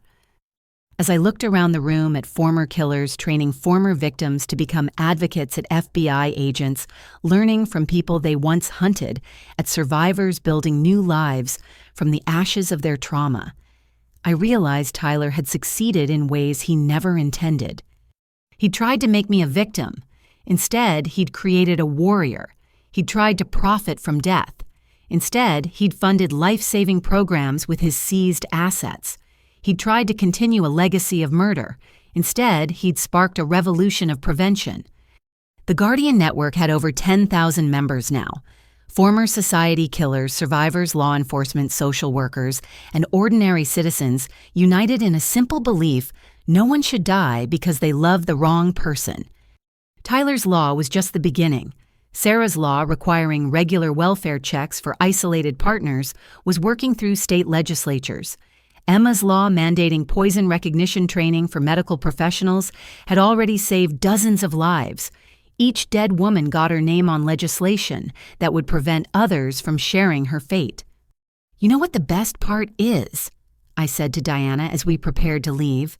"We're making murder inconvenient. Every law, every program, every saved life makes it harder for the next predator to succeed. We're not eliminating evil, but we're sure making it work harder." To inconvenient murder, Diana toasted with her water glass. To inconvenient murder, I agreed. My phone rang. Another potential victim. Another intervention needed. Another life to save. I answered it with the words that had become my mission, my purpose, my promise to every woman Tyler and others had killed. "Guardian Network, you're not alone anymore." Because that was the ultimate transformation. From a world where women died in isolation to one where thousands stood ready to protect them. From a society that enabled predators to one that exposed them. From accepting death as inevitable to making survival possible. Tyler Morrison had been wrong about one thing. Love wasn't weakness. Love was the force that made strangers risk everything to protect each other. Love was what transformed killers into guardians. Love was what built networks stronger than any web of death. And love armed with law and backed by determination was unstoppable. The Black Widow Society had ruled from shadows for 94 years.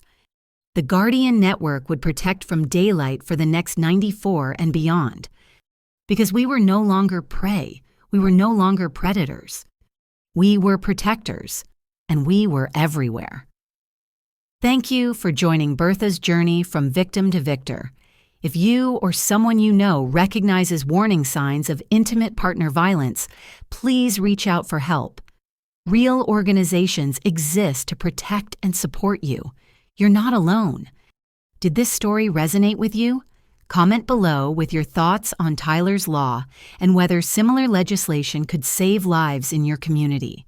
If you found value in Bertha's transformation, please like and subscribe to hear more stories of survival and triumph. Share this with someone who needs to know they're not alone in their fight. Remember, love should make you feel safe, not scared. Thank you for listening, and may you always have the strength to transform poison into medicine.